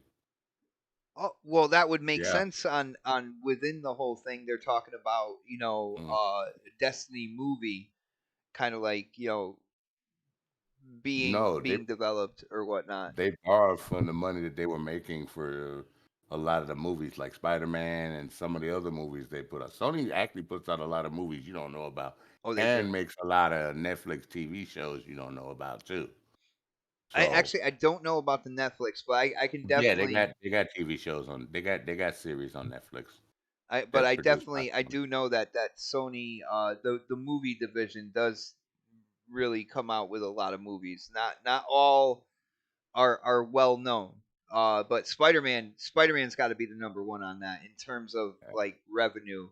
But that's interesting because when it So I comes don't down to see it, them buying anything else anytime soon. Not for that kind of money though, but when because it comes that down hit. to it though, PlayStation is the bread and butter to the Sony corporation. That's the one that makes kind of like the most money. To hear them supposedly borrowing from a different division that's not doing as well as their bread and butter when it comes down to it. That's really interesting right there. No, their bread and butter is doing them good, but when you're talking going into the billions, that's a different story. That's a whole different story. Remember, they had to get rid of their phones. Their TVs aren't selling as good because you got a lot of TVs that are comparable and better than what they have Yeah, for they got a lower lot of prices. competition in TV space now. So yeah, they used to be top dog in televisions, but times have changed. Really has. So I mean, I don't want Sony out of business, but they need to start catching up with everybody else faster. Because trends go and they come. But Microsoft is making trends for the long haul to keep them making money. They wouldn't. Microsoft's too smart. If they thought they were gonna lose money out of something, they wouldn't have done it, or it would be gone. So they got to catch up, dude. All right, I'm done. Nice. And, shout out to Sleepy Goblin. He says, "Who puts butter on bread?" That's silly. Me, Yeah, I know. What? Me too, bro. Exotic butters. Oh no. actually, I use that Exotic Crocs butters. bread. I use that Crocs bread. That's so good on. Exotic butters. That's it. All right. Well, I got to go to this man because I know he's chomping at the bit. You hear him week after week on this show talking about what is Sony gonna do about multiplayer. So, Crispy, 10 games as a service games by 2026. Now, that's barring any type of delay because we know when it comes to Sony, you can go throughout the whole PS4 life and see all the games that have been delayed and delayed multiple times and stuff like that. But we're not going to get into that. Dude, 10 games as a service, which means basically 10 multiplayer focused games by 2026. How do you feel, bro? Little surprised that they would go full on games of the service route. Like, I don't know what they mean by it. I'm used to, Xbox still having, some single player and multiplayer, and the multiplayer kind of carries on after people beat the single player. Mm-hmm. So is Xbox going to be more traditional now than Sony? That's kind of the way I'm looking at it right now. I mean, this games as a service thing, like, you can go like, if I heard 5, I'd be like, yeah, I could see that. 10? They're like flipping the script completely. Like, I don't know. I see a lot of Sony fans paying attention to this. Actual fans and being like, dude, like, what are you guys doing? How many studios are going to dedicate to this? That's a great You know what I'm saying? That is a great question right there as well. Yeah, $5 for a car in Gran Turismo 7. Well, and that's one route you can go. And I mean, we experience it on Xbox, but at the same time, they still give you a way to kind of earn, at least some of the things. You're not going to be able to earn everything. They're going to have stuff that's special and you got to pay for, which I'm cool with. Like, as long as I get, as long as I'm not sitting there with this generic skin the whole time, I'm fine with it. You know what I mean? But I don't know what route they're going to go. Are they going to go complete on like, Destiny, Division, like all these type of games? Or are they going to go like, kind of what Xbox has been doing with like, oh, I'm going to do it, Gears, Halo. You know what I'm saying? Like these things that Got him. I got it. Yeah, but but get your stuff in Gears with perks though, Crispy. No, but there are certain skins that you can't get. They make you buy. Now they'll put it there and be like, well, at least on Gears 4 they put it in there and they're like, oh, like the Black Steel skins, those were all for like to help support esports, even though they were getting money from it as well. But they on esport now. That's the thing. Like, which way are they gonna go? I would hope it's like a mix, but at the same time, you still don't see them, taking those big franchises and putting a multiplayer component with it. When's this Last of Us coming out? When is I don't even know. Like, they announced that how long ago? You know what I'm saying? Like, and it's supposed to be just a part of the game. It's like, why didn't you just release it with it? I'm confused. So I don't know, man. Like, it's one of those things. Like, what are they going to charge for them? How are they going to go? Is it going to be free to play? You know what I mean? Like, how are they going to do it? So maybe it's a mixture, or maybe they just go all in on like one aspect. But I would think it's going to be, if it's 10, it better be a mixture. I just figured out how they're going to do it. Destiny 3, 4, 5, 6, 7, 8, 9, 10, 11, 12, 13. You stop with that blasphemy, sir. You say 20. You said 2025, right? Or 2026? 2026. 2026. Dude, they gotta have at least 6 studios doing that. Well, there is a studio that's working on a PlayStation exclusive that's made from, kind of funny thing, ex-Bungie developers, and there was developers of another kind of like first-person shooter, Resistance? and they came together. No, but they came together to make this studio, and I know that's got to be one of the games. Now it kind of like sheds light on some of the projects that are being built behind closed doors. Not all of them are going to be first party. And shout out to the chat. I do realize that they're not going to stop making single player games as well, but isn't it a little shock to the system that like they hung their hat on that kind of like third person. I mean, they created what I call the Sony blueprint when it came to first person games. The third person over the shoulder camera, heavy story driven narrative, action adventure game. And to hear now, Jim talking about these 10 games as a service, like, yo, don't worry, guys, we're gonna have microtransactions for you. It's interesting to see the change internally and then externally as well when it comes to the gamers around PlayStation. Not PlayStation gamers, those extremists, the ones that wake up in the morning, they put on their hard hat, and they go right to Twitter to start talking shit about Xbox. Like probably that dude Ant P does in the chat. Probably wakes up in the morning, puts on his hard hat, and just goes right to work bashing Xbox and praising PlayStation for whatever is going on. I just woke up and had a dream about something I could say about Xbox. Give me my phone and put it on Give me my Twitter real phone. quick. Give my phone. We call them the Thumb Warriors. Thumb Warriors. Oh wow, I like that name. I really like that name. Don't I change your never heard name that again. They got hard Don't hats change for their your name. thumbs, bro. Yeah. You know he'll change his name, right? Wow. It's definitely interesting though, Bot. I didn't think they would like go this far, like that, especially doing it that quick. I mean, dude, you got to be kind of obviously, excited to see what they're going to do. I'm interested, like, but you know me, I said, you really want me to get a PS5? Bring out SOCOM again. Like I was literally like but I want what I had before. I want the single player and the multiplayer, because the single player was, the first 3 were really good. The single player as well. And you don't want the Bungie engine in it, right, Crispy? I don't, whatever engine, and I get they need help making multiplayer games. That's why I was excited to see Bungie, is at least that's going to be part of it. I think I even read that in there. Sony, though. Yeah, and they need that, but at the same time, I mean, there are certain IPs that have been great for them that they just haven't touched in years, and it's like, you could kind of bring it back. I mean, it's been 10 plus years. Why not?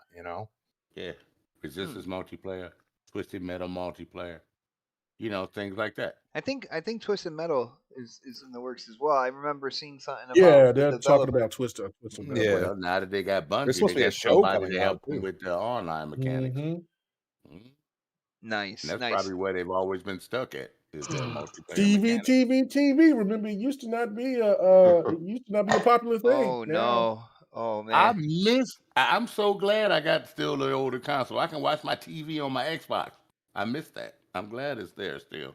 Hold on real quick. Yo, shout out to JD Gamer hitting up that super chat. That is right, brother. Thank you so much for the support. And guess what? Super chat does indeed work. He says prediction.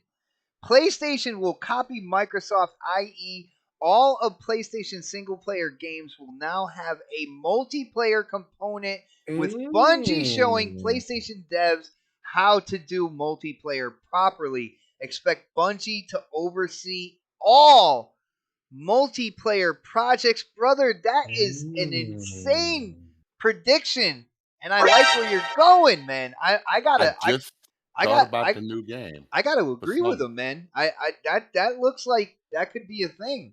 What do you guys think? I thought of the new game for why not for Bungie for PlayStation, dude. It's called Paylo, not Halo. Paylo. Wow.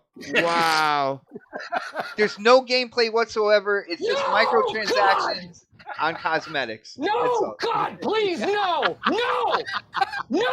Gotta wait for it. Introducing There it is. E3. Halo. If they do that, then wouldn't that be Diabetes. gaming? You know what I'm saying? I mean, wouldn't that bring? So come on now, y'all can't be. See, and the funny thing about that, JD, that's something that I feel is kind of like a complete Xbox game. And people wondering, to me, a complete Xbox game is an Xbox game having a single player campaign story or narrative, but also having that multiplayer element too, which adds to the replay value. Now, I feel like that's kind of like the epitome of the traditional Xbox game. You look at Gears, you look at Halo, like you could go on and on. Like there's that single player story element, and then that multiplayer element that keeps you active in that game. And of course, with Halo 5, they kept dropping content, and I think they're just going to go bigger and bigger with that on Xbox side. So that is an awesome prediction. And with me being an Xbox gamer and kind of being spoiled on the having a story and a multiplayer wrapped up in one game, I think that would be a good thing. Microsoft's been doing that since Mechasalt, dude. You had your single player, you had your co-op where you could play with your friends in the story, or you can go balls to the wall with everybody attacking each other in multiplayer. I thought you were going to say balls deep. Or Halo. I thought you were going to say balls deep. Or you could go balls deep. But that's always been a Balls deep. Microsoft thing. Crimson Sky the same way, man. Cameo the same way. You can play it by yourself, or you can have 4 people in there with you playing the story. That's always been a Microsoft thing since the beginning of the Xbox, man. Nice. Always And has been. unfortunately, when it came to co-op, we are still waiting for It'll Halo be there. Infinite It'll be there. co-op. Well, I know a lot of people on my friends list that are like, man, I can't wait. I can't wait to play the story like co-op. I want to finish it with friends. I'm not like Dark. I want to finish it with my friends. Yo, shots at Dark Optimus while he's not here. That He's is probably listening. well, that's the best part. That's the best part of the show when somebody is missing. Like how many shots we can get in about them while they're Before not they here. come back next week and chew you out. Yo, they do that. They definitely do that. But let's see. Yo, Predator, I gotta get your thoughts on the whole game as a service here. Now we got 10, supposedly 10 from Lion Ryan says 10 games as a service by 2026. Man, what do you think, man? Such a 180, bro. But what do you think? Oh man, I don't think it'll be 2026. Because they're gonna delay some shit too. They're gonna so delay. let's go ahead and put that real. up. Let's go and put that shit up there. So, I think you look at how Microsoft has been doing things with their games as service and how they're able to, and not just Microsoft, Ubisoft, fucking EA, pick a company. They all have that component somewhere built into their company where they're able to do that and get the most life out of a game. Like not just a single player, but we can keep people engaged in this game for 2 or 3 years, and we have a good cycle of doing that before we have to release, another major update or, or sequel or something like that. So they see that, and they're making these single player games that people are done with within a couple of weeks, and they put them to the side, and they go right back to Destiny. They go right back to Call of Duty. They go right back to Halo. So Yep. and they're like, fuck, we need to get on that. We need to maximize all this money we're have spending. a first party game that they're falling back to after playing the story games that they make When that they get makes done. sense. Yeah. Or even this. The thing is, you look at this generation, how it started, and how they tried to get into it. A lot of people forget about this. They tried to get Godfall to be a game like that. They tried to get Destruction All Stars to be a game like that. Those games flopped. Great point. Great. So they needed a Bungie to come in there and be like, they're like, what the fuck are we doing? Why can't we not get, this multiplayer working with The Last of Us 2? Like, what's going on? Why? Like, they need somebody to come in there and fix that shit. So like, they see that money, the money that Microsoft, EA, pick a company are generating just from people just being involved in the game, buying skins. Just buying random dumb shit for $5 here and there. That's money when you see, thousands of people doing that shit. That's money. And they got to figure out how to get that shit right. So, yeah, I could see why they would go this route. It makes sense because everybody else is doing it too. And they're not. And now they're the last ones on the trying to get into the party. And everybody's like, man, where the hell you been? They're showing up fashionably late. Like Sir X-Man was saying, Microsoft been doing this for years. So have all these other companies. Sony has not got it right yet. And and it's not easy to start a games as a service. Think about it. I've said this before. That first game that you make, that very first one, sucks as a game as a service. Destiny was fun, but it was broken. They didn't have it. It wasn't not Destiny. I'm sorry, the Division. Even Destiny. Hell, I even say Destiny. Destiny 1 because you didn't even play that Xbox. Like the first Destiny, the first Division. Shit, I'm trying to think of some other games that came out that sucked. But like when they made the second one, they got it right. It's not easy to start a game as a service and get people into it and make Anthem. Like it's not easy. Oh, don't make K Mega cry when you start talking. I love the that. First Uncharted was just okay, but the second one was No, I way mean like better. I'm talking about this games as a service type games where people just they want people to kind of stay in it. You're like, oh, that's Smash Brothers then, yeah. Yeah, So they kind of like those like this generation and last generation. That first iteration of a game as a service game, it's never really caught on until the second game. Except for the exception, is Overwatch we consider a game as a service? Yeah, No. that's game of service. Yeah. There was another one I was thinking of too that came out. They had microtransactions. Yeah. Yeah. There's another one I was thinking of. Right when you said, right when I thought about that game, there's another one that popped in my head too. But like, there's a few that come out. Fortnite, Titanfall. What is it? Not Titanfall, but the other one they made. Apex Legends. Apex Legends. But they had a formula down already, right? So like, it's not easy to start with a brand new franchise, the game service. It's not, and they're gonna figure that out too. So like, they're gonna come out with 10 games, 4 or 5 are gonna flop. But people forget Sony had games as a service on the PS3, and it did it really good. Like the game Warhawks, and some other of their multiplayer games had add-on content. I don't know why they missed doing it this generation. You know, wasn't it just worked this over there. generation, last generation as well. Warhawk didn't do well sales wise. That's why you don't see it no more. So I mean, it's got to stick. I'm saying, with first game, it usually sucks, man. It's got to stick. If it doesn't stick, then they're gonna break away from it. So like, again, I use Anthem. Like, people they didn't have the game. Like, it wasn't thought out. And every time you have a game service, that's something that's really important. You got to think that out, like, years. Well, Microsoft had a lot of games like that didn't flow in the beginning. A lot of ideas that didn't flow, but a lot of times they got rid of it. But a lot of times they stuck with it. You know, and if they stick with it long enough, the money will start pouring in. But you got to have faith in what you believe. A lot of times, once you get a good template down for that kind of stuff, then it works. But like, I've seen a lot of people, these companies that come out and they think it's going to jump in here and make a games as a service game, and then they haven't thought out a good roadmap for it. Like, and your roadmap can't just be 3 months. It's got to be like fucking 3 years. Yeah, look at Sea of Thieves. Yeah, and have something like content consistently coming in there to keep people interested in it. You know, like, once you lose that content, because I think that's what original Destiny's problem was. The content wasn't coming fast enough. People kind of backed out of playing it, and so they drop some new stuff every now and then people hop back in the game. Frequent as now, yeah, right? they feel they fixed that issue with Destiny 2 with when they started doing seasons. Yeah, so this way there's new content like every couple of months that you can go into, and of course with Destiny, it's all about grinding for weapons and getting the best weapons for Crucible, the best weapons for PvE, stuff like that. But thanks Fortnite for starting that seasons crap. Oh, for Thank real. you. Yeah, for real.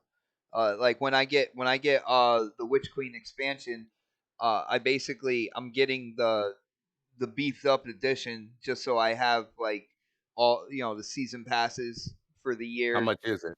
I think it's gonna be like $70. What? Oh yeah, but this is big expansion though. So like, so you'll beat it in 2 days and it's over. It's see with Destiny, it's not just about the story though, and they're bringing in something they didn't have in Destiny 2 since the launch. They're bringing in, you can increase the difficulty within the story to get like better gear and stuff like that. Something they didn't have in the other expansions and stuff like that. So to be able to do like a Grandmaster campaign, you'll be able to do that with the new expansion. But it's not just about beating the story, because the story kind of keeps going on within the seasons. Like you'll like, there's different twists and turns that happen within the season. So yeah, you'll beat the main story, but then the arcing story of the light versus the dark and all that good stuff keeps going after that expansion.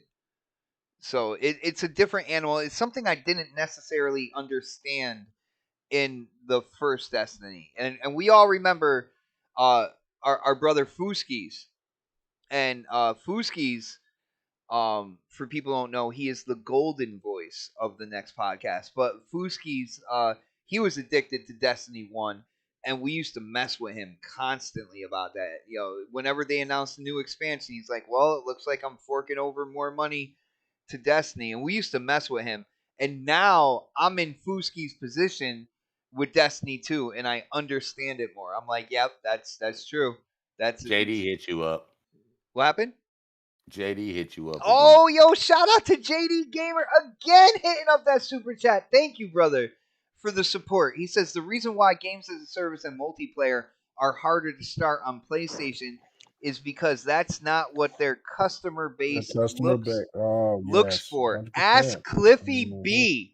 Just like Xbox gamers play less Japanese games, so there are fewer of them. Dude, I play Japanese games. Well, but he's saying he's not saying you, Sir X-Man, or you, He's saying as a K-Mega. whole. He's saying as a whole, which I can definitely see that. Now, there is a growing audience when it comes to Japanese games, but there's a difference though with that, with the whole Japanese games things. Those are purposefully being kept away from Xbox. It would be I think that there would still be more people that would be playing more shooters than they would be playing Japanese games on Xbox for sure. But the reality is that when you got games that's kept away from the audience, then they're not going to care about them as much because it kind of, for some people, they take it personally, like, well, if they don't want to put their games on the console that I want to play on, then hell with them. But it's really not. It's really, I don't think for the most part, I don't think it's like that, because money is green. Doesn't matter what color, what nationality, whatever. That shit doesn't matter.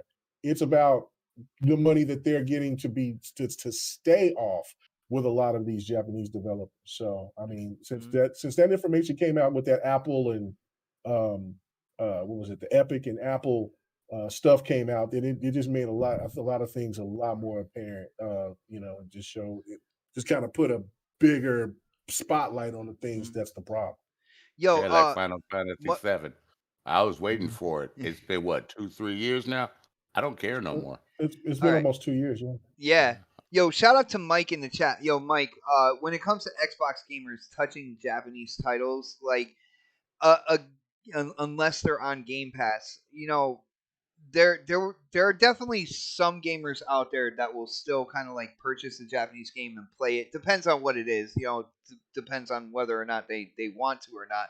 But I can kind of see your point, because there's a game called Scarlet Nexus, and that game is a really good game, and unfortunately not a lot of people did get it on the Xbox platform, but I think when it did go into Game Pass, it in comparison to other platforms, no. But when it came to Game Pass and people got to try it out, I think that created a much bigger audience for that game. And then maybe in the future, and I think that's one of the good things about Game Pass, because people will go in and they'll try different games that they wouldn't normally kind of like put down the retail value for. And if they like those games, they'll remember the developer, but they'll also kind of like remember the genre as well, and they'll look into it more. And that's how you grow an audience on a platform that might not necessarily have that as much of a player base to buy those certain types of games and to get invested in those certain types of games. So you're basically just showing another reason why Game Pass is really good to have on the system. But let's see, games as a service. Who have I missed? K-Mega, I didn't get to you yet, did I? No, you haven't. Of course I didn't. And I got to ask, because it's been a pretty long conversation, a great conversation, in my opinion. But so, what do you think here, Sony? Coming out and stating 10 games as a service by 2026. Man, were you surprised by this? What was going on in your mind? What are your thoughts, bro? Nothing. Just it is what it is. Like I said earlier, Sony knows where the money is. They see it. They were wrong. Their fan base, their fan base that's been capping about, like, this is, these service games like Sea of Thieves and things like that, they aren't sustainable. They're constantly, when they hit their peak, they've not only generated more money, but they've also hit higher user counts than what any single player PlayStation game has, even if they're their biggest, highest, better, best titles. So like, I mean, that just shows you right there. Like, I mean, somebody would say, well, I mean, look at Spider-Man, look at Sea of Thieves. Well, yeah, Spider-Man looks like a better game than Sea of Thieves in the sense of like, you know, like it seems like it's more entertaining and graphically they look totally different. But Sea of Thieves looks great, but it doesn't look like Spider-Man, right? Yeah, different style, like altogether. Yeah, different style. But Sea of Thieves generate more money than Spider-Man has. I guarantee it has. I guarantee it has. What? How many? 20 plus million. Think about this for a second. 20 plus million players. I mean, how many people bought Spider-Man for top price when it first came out in the first what year or not even years, like 90 days before I think they dropped the price. And then like for $60, I think it was around what 6, 7, 8 million, 10 million. Let's say 10 million, right? It's a lot of money. Sea of Thieves, it was $60 to get. Then it went on Game Pass, but then they started implementing people to want to purchase stuff now. And if somebody paid, let's just say everybody from that's played Sea of Thieves and has paid $5 into it, and and at the time it was at over 25 million people, 25 million players playing Sea of Thieves when it was at its height. And if everybody paid an extra additional $5 for just one item, which you know that there was people that bought more stuff, that generated more money than Spider-Man. Think about that. Like, I mean, you just put that in this. Like, that's why games as a service aren't going anywhere. No matter how much some people don't like it, the fact of it is that you gotta, you know what I'm saying, you gotta pay to play. I mean, just you gotta run with it. It generates so much money. Fortnite was dead on arrival when it first came out. When it was Save the World, the Save the World, right? Story mode, yeah. Yeah, when it just came out there, and that's what I like from Fortnite, actually. right. And then people, was telling me about it at the time and check it out when it first came out, and so I went and bought it. $40 too. I remember. Then they left, and then next thing you know, they stole the PUBG style. And then they started hitting everybody over the head with microtransactions or whatever the hell you want to call them. And boom, it was one of the biggest, largest games in gaming history. Like, I mean, it's crazy. What do you think? Grand Theft Auto 5 is? Same damn situation. Yeah. So like, yeah, like, man, I mean, it's you can't deny what games as a service is, because for some reason people enjoy it. Warzone, that's why Warzone is so popular, and that's why even Activision was paying more attention to Warzone than the regular modes, because people were just more gravitating to Warzone and liking those skins and liking those guns and liking all these other things than they were than the old traditional way of how people play COD. So they just went in with that aspect, man, and Sony had no choice but to do it. Like Forza Horizon. I mean, when that game, Forza Horizon 5, right, when it came out, everybody wanted to play early. Ooh, $4, I get to play it early? That was just for the extra stuff in the game. Right. You know how many people I saw playing it 5 days early and went and paid that $44? Right. Oh yeah, they made money. Well, with that $44, you got the season pass. You got the 2 expansion passes as well. So and the game ain't going nowhere. No. The game's absolutely huge right now, and I gotta say, man, when it comes down to it, it's quickly becoming my favorite Forza Horizon. Like, the content that keeps coming. Different Forza challenges. 3 is still the greatest. Sorry, Forza Horizon. Well, mine was the first one, to be honest with you. Forza Horizon. And then also, like, I'm seeing somebody, Spider-Man is more recognizable. Of course it's more recognizable, but I'm not talking about Spider-Man. Spider-Man's been out for what, 56, damn near 60 years? Or 50 years for sure. And then, like, I mean, I'm not talking about the name. I'm not talking about the name of the character. I'm talking about the game. Spider-Man game. Yeah. Once you've done, there's the DLC, everything. And even when you buy, what some of these people don't really understand too is like, okay, like God of War, it sold all this much. All these other games, they sell 8, 10, 20 million, whatever. and what I remember, God of War was like $8.99 at one point. You know what I'm saying? Spider-Man was $10.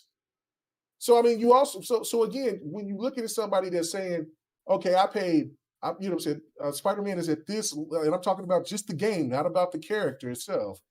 The game, if you pay $10 for that, Sea of Thieves is already caught up with you because there's somebody, me included, that's bought more things of Sea of Thieves for over $10. You know what I'm saying? And you know what I'm saying? That's paid over $10 into that game, and that's why games as a service is successful, and I guarantee you it's generated more money. Yeah, because Halo 5 has already surpassed. Real quick, shout out to the Don who is in the chat, and of course we mean the Don. But it's amazing how I can sound like his soundboard every single time. Because it's you. That's scary. But he makes a great point when it comes to Spider-Man, and somebody said Spider-Man's more recognizable, but yeah, you list in the factor of licensing cost of Spider-Man as well. Since he's more recognizable, he's pretty much most popular comic book character, at least on Marvel side, when it comes down to it. So licensing cost is a factor in that as well. And Sea of Thieves constantly has new content that people are buying. I know Everybody got that I got myself a pet. I got myself stuff for my ship to make my ship look cooler and stuff like that. I've spent money in Sea of Thieves, and I am not a regular Sea of Thieves player. I'll go in every once in a while. I do want to beat the stories that are there and such. But yeah, so you can't even compare kind of like your traditional single player game to a game as a service, especially a popular one that is constantly bringing revenue in. There is no comparison on which one makes more money for their company. It is the game as a service, especially the popular one. I mean, that's a no-brainer. I don't think anybody can actually argue that. They're arguing it right now. They're saying, well, it generated $1 billion. They're not understanding. Like, is that generated from just one game or the franchise that's generated $1 billion? Because there's a lot of Spider-Man games that's out there. You know what I'm saying? If you're just talking about I'm talking about the regular Spider-Man game that came out when it came out exclusively on PlayStation 4. Or if you wouldn't want to add even Miles Morales, but I'm talking about the individual game itself. Which game generated more money? Like, and that, for the company, like which one is getting profit? Which one is over here that's over here that's celebrating what they're doing, what the game is doing, but one game is over here getting more profit, and my money's on Sea of Thieves. Oh yeah, so, yeah. That would definitely be the safe bet because even at kind of like the low points for active users, once they bring out new content, the people come back and they're like, oh shit, new content, we're going back in. Oh, what do they have at the store? Right off the bat. I know I'm one of those people. When it comes to Halo Infinite, ever since they dropped the prices in the Halo shop, I've gotten at least one thing per week. Check this out. Between 226,000 to 250,000 people play Sea of Thieves concurrently across all platforms in January 22. Damn. Think about that for a second. Not bad for a game that a lot of people said failed, right? The Kraken is lacking. Yep. Yeah. So the Kraken is lacking. Not the wallet of the Kraken. 26,000. Right. 226,000 to 250,000 people play Sea of Thieves concurrently across all platforms in January 2022. This game ranks 84th on Steam and 67th on Twitch, which makes it one of the most popular pirate games in 2022. I mean, I don't know what else to tell you. We're talking about, I don't know how many people are on Steam. That. So if that game is in the top 100, yo, Nico, I did not get the cat ears, bro. I refuse to get cat ears. Come on, man, stop it. I mean, I get it. Spider-Man is great. What is great, and it's generating a lot of money. So it's nobody's downplaying. When people say things like that, it's not trying to downplay that these PlayStation games aren't popular or significant. But Just talking common sense. It's just common sense. When you're paying extra, when you got people that's paying extra money, and you mean to tell me out of these 220 some thousand people, they're not paying one dime. They're just going across the seas. Dude, not it's just even Stop. over time. Oh. Even over time, you look at like how much is like Spider-Man and Miles Morales making now, right? Whereas you just said the active user base of Sea of Thieves, and they have a microtransaction system in place. It is common sense that they are still raking in money. And since they are still raking in money, even if Spider-Man Miles Morales, got off to the most incredible start in video game history, it will not have the longevity and revenue that a game as a service has with its active player base. It's just common sense. Like, I don't know why you would argue that. Like, the easiest example is World of Warcraft. Dude, it's to the point where even PlayStation is seeing that, and they're like, you know what? Within 4 years of right now, we're gonna have 10 games as a service out there because they want that money as well. But did I get everybody on the whole games and services? Because I'm gonna use kind of like the Grand Theft Auto, not Grand Theft Auto, Gran Turismo 7, as kind of like a final word, just kind of like quick thoughts and stuff like that. Because we got to get the hell out of here. I got to get on Halo. I'm pretty sure the gamers out there they want to get into their games and stuff as well. So did I get everybody in terms of the games as a service? I believe I did. Yes, I'll take that as a yes. So going into our final word, all right, and our final word is about the state of play.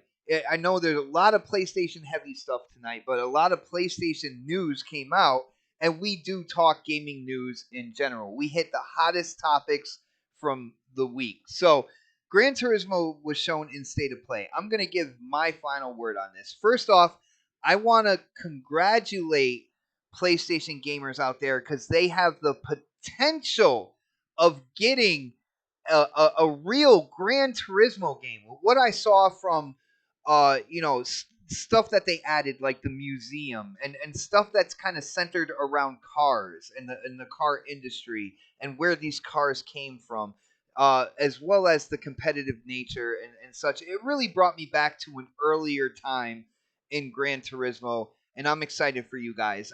Again, we don't know what the car physics feel like, and that is the most important thing in a racing game, how the cars feel. And I'm not talking the haptic feedback. I'm talking about feeling the weight of the body roll when you go into a turn, really like feeling it as it's happening, like that whole thing when it comes to physics. Now, I will say bravo to Polyphony Digital on realizing all the stuff that Turn 10 does right, because they pretty much copied a hell of a lot of stuff from Forza Motorsport and Forza Horizon. When you talk about how clouds are made and recreating the atmosphere, Forza Horizon did that. When you talk about the museum, you can go back to Forza 5, and when you go into Forza Vista, you have somebody basically telling you the history of that manufacturer and that car that you are looking at. They copied so much shit from Forza Motorsport to get Gran Turismo to a place where they can potentially have a true Gran Turismo game again. So shout out to you guys. Shout out to Polyphony for realizing the greatness that is in Forza Motorsport and realizing if you can't beat them, you just copy them. Let's see. Yo, who else got something on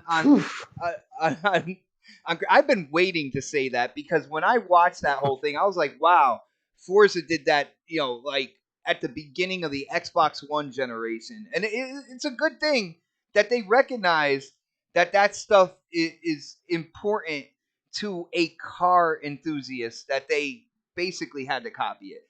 Let's see. Let's go. Crispy. Do you have any, a final word when it comes to Gran Turismo 7? It looks really good. Actually watching it in 4K now, it definitely looks good. I'd say that the stream did not do it justice.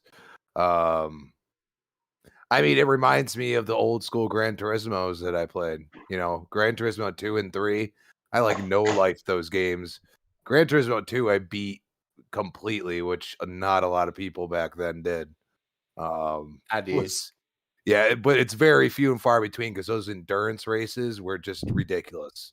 But yeah, I mean, it's definitely brought back some memories, and I if I get a PlayStation 5, I'll pick it up definitely. I'm excited for PlayStation gamers out there. I do want to say real quick, I want to give another shout out to JD Gamer, bro.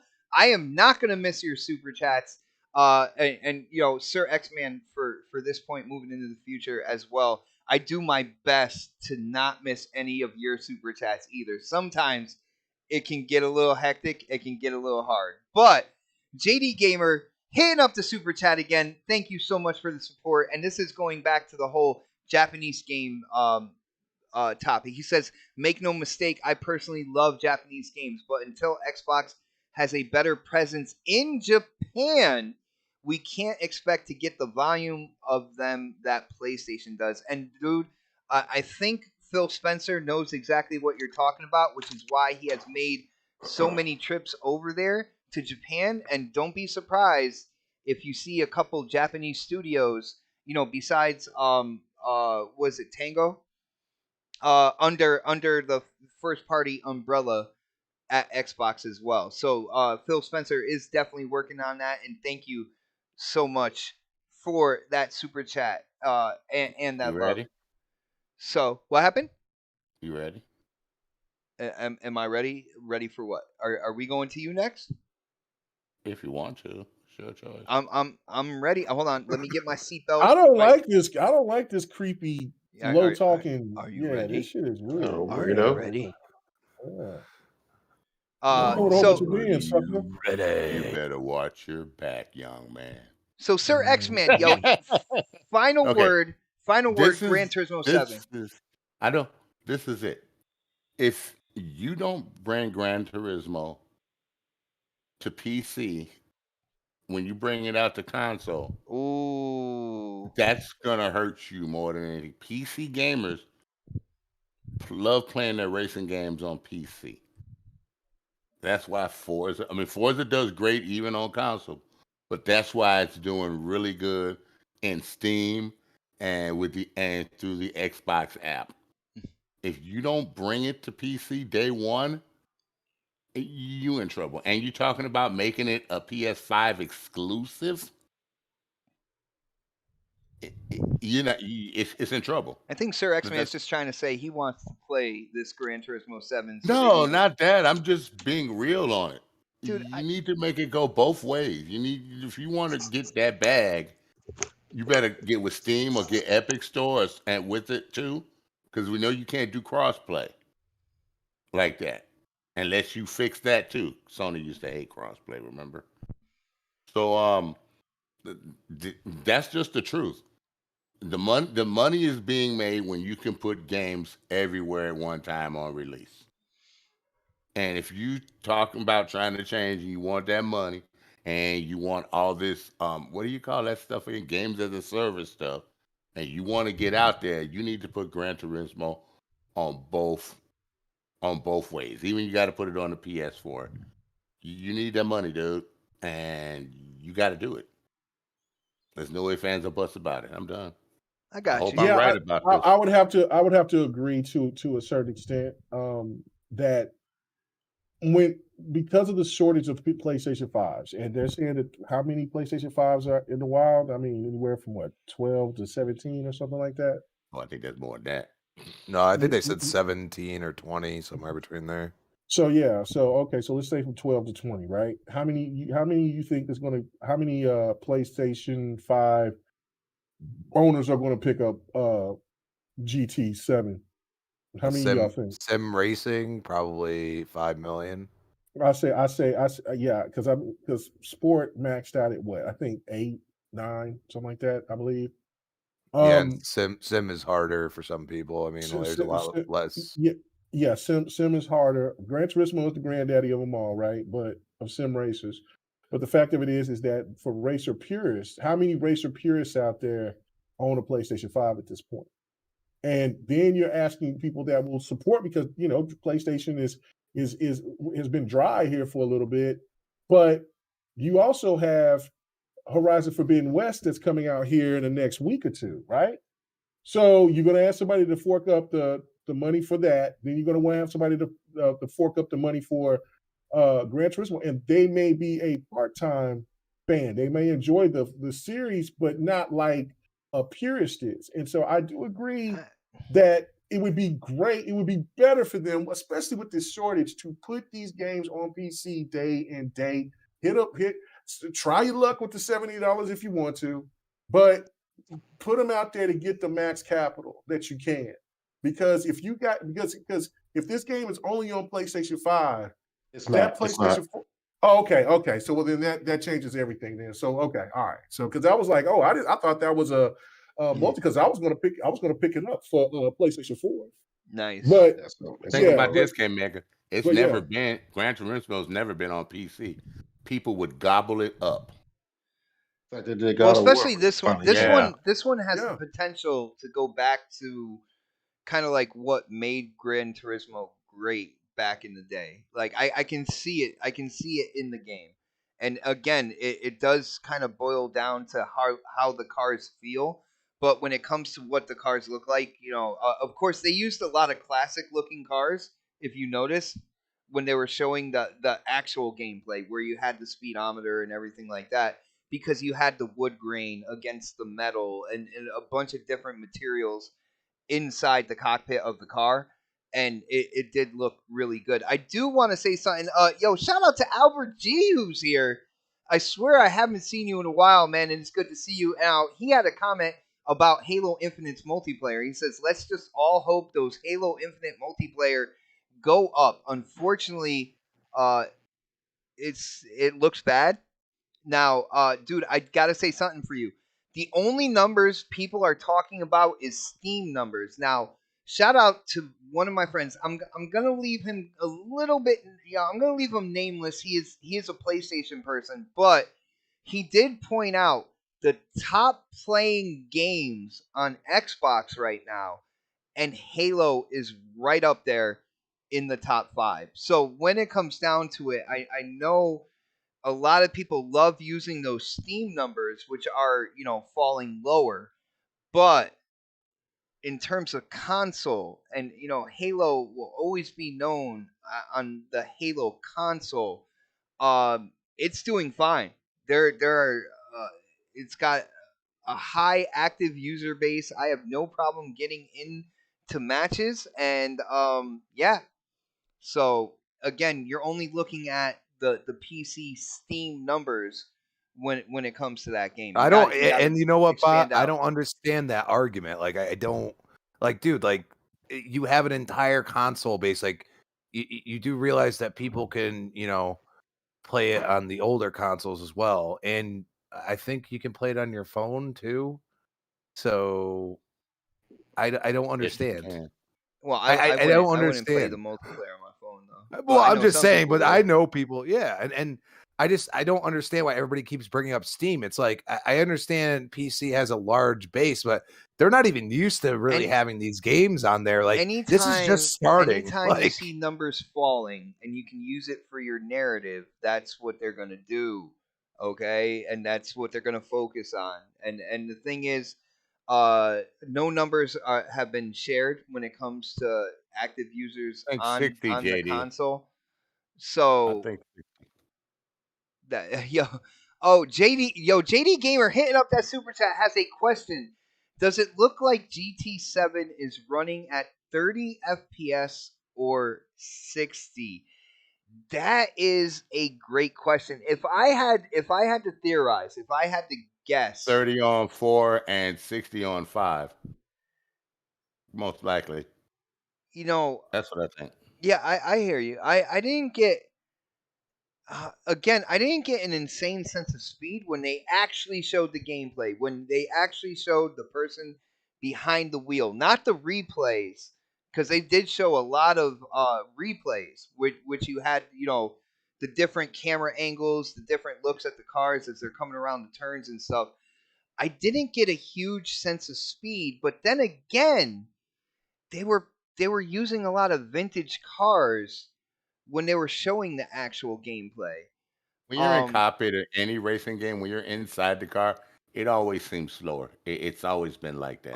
That's Dude, normal. That's normal. that new Audi that they have in the Car Pass in Forza Horizon, go race in that thing in cockpit view. That shit is fast. Oh my goodness. Yeah, it is weird because look, I pointed out, like, if there's one thing that GT, the Gran Turismo, does better than any racer out there, they show a fantastic, beautiful game racing replay. Yeah, they always have. And it was one of those things for me. It's like, you know what? That's a lot of replay. That's a lot of that's one of your best resources to show. But they only just show like back of the car. Like when you see Forza showed you from every angle. They showed you more from the back bumper ends more than they showed you from inside of the car, because they wanted to show you the outside of they wanted to show everything of how the car looked. Yeah, everything of how how everything moved, the pacing, all of that. GT just did it in different type of situation. No, I'm not saying that the game didn't look good. It looked great, but again, I just don't. You know what? I don't want to, because they did the same thing with GT Sport, and then when I played GT Sport, people wanted to just use the cap about what Digital Foundry said, and I'm like, these dudes are lying to the public, because that shit do not look better than Forza 7. So, I'll give Sony some credit, though, K-Mega. What? I'll give them some credit. They've always, they've always had the better replay cameras, because the replay they set the replay cameras. That's what I just said. Why are you repeating what I just said? No, but you were saying how Forza looks. I said Forza looks good when you get replay, but they don't have enough replay cameras like you're looking at a real race. I know that, but I'm saying, okay, you're missing the point. When you look and see how they present Forza, they show Forza, especially Forza Horizon, through the back of the car. Like they didn't show a lot. They didn't show no replay value, because their replays aren't nowhere near as good as GT's. That's a fact. But that's where the difference is, because we're not going to be looking at a lot of replay when we play Gran Turismo. We're going to be looking at the game from inside the cockpit or from the back end of the car. We did on our PlayStation 1s, though, K-Mega. That's the gameplay. That's the gameplay that I wanted to see the most of. Did they show some? Yes, they did, but they didn't show it as. They wanted to show a lot of the replay of where they shine the most.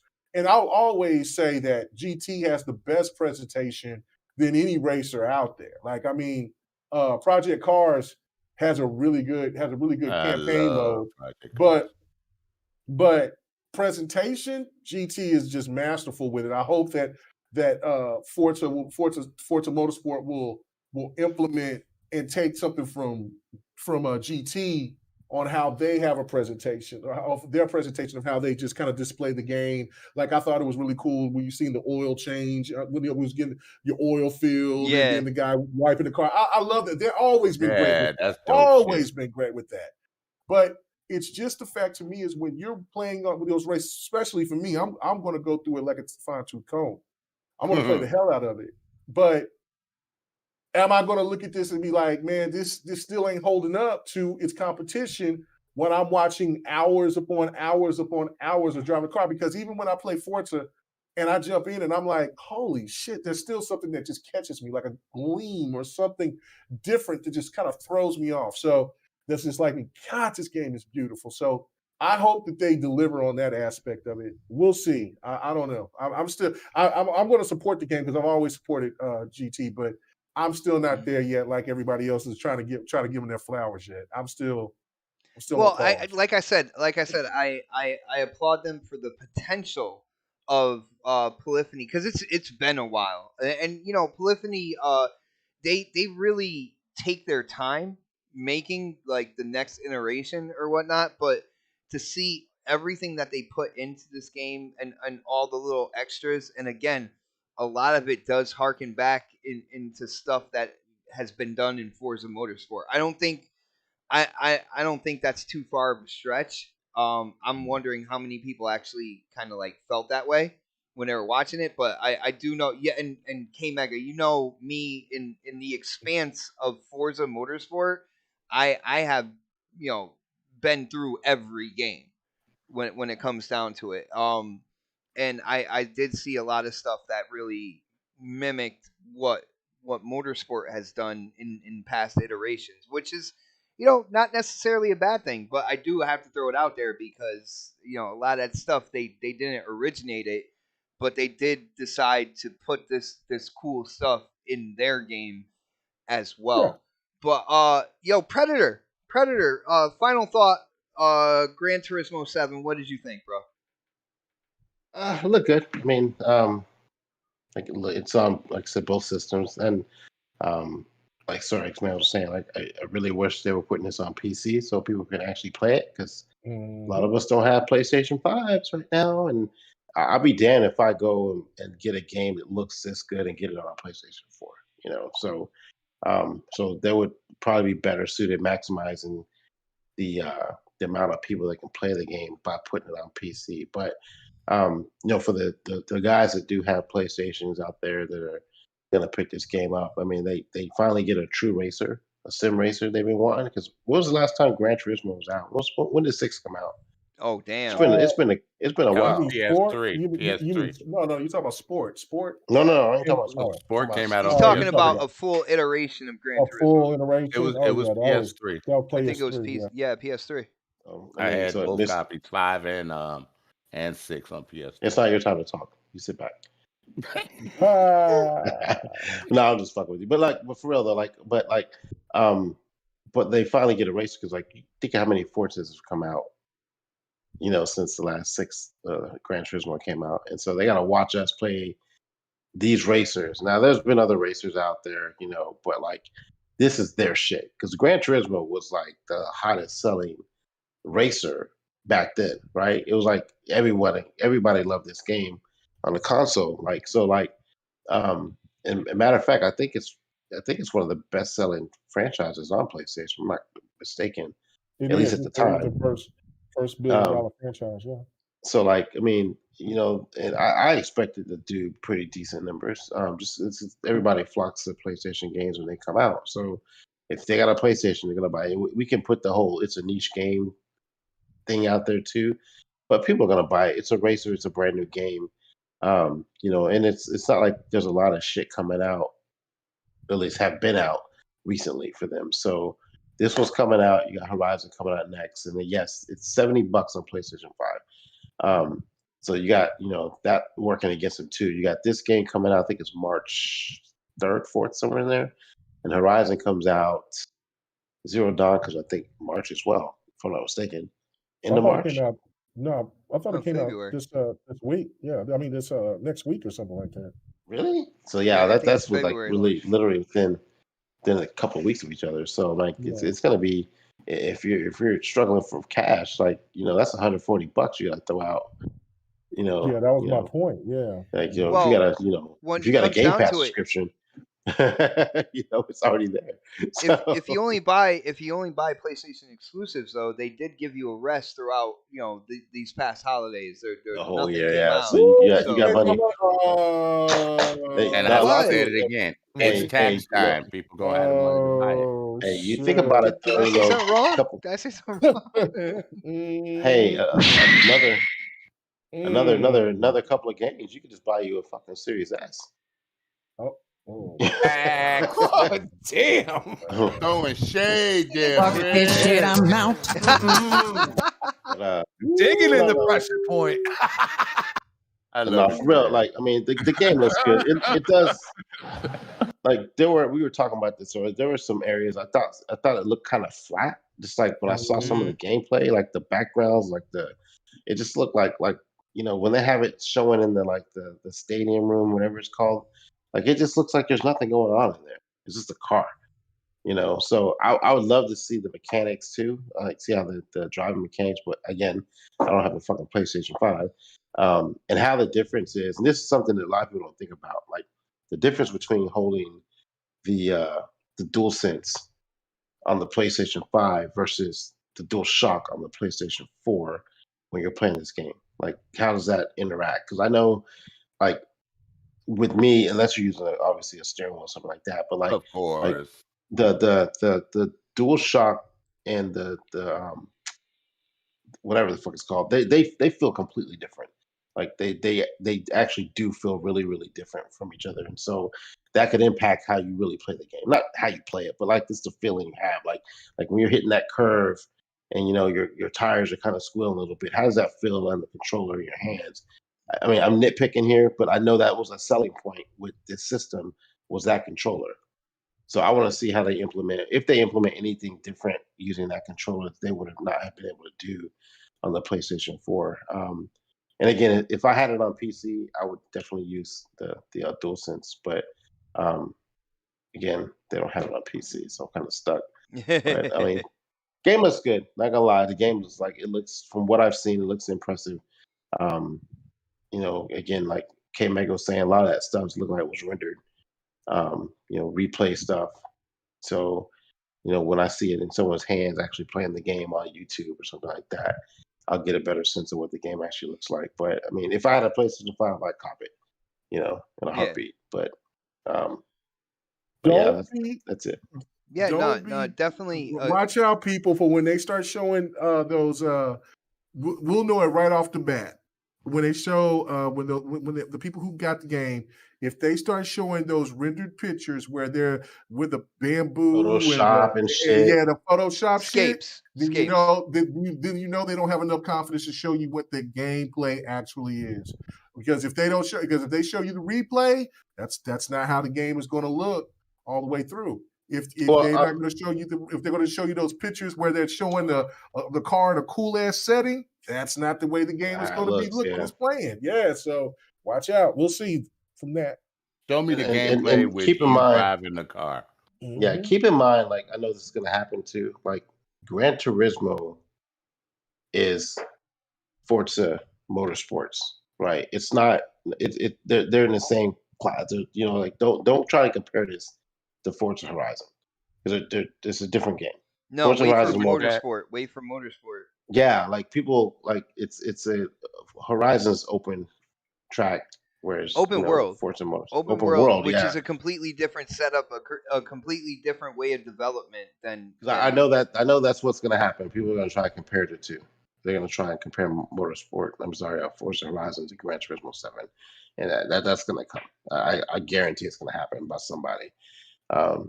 It's probably the same people who think Halo's coming to fucking PS5. Super chat, JD again.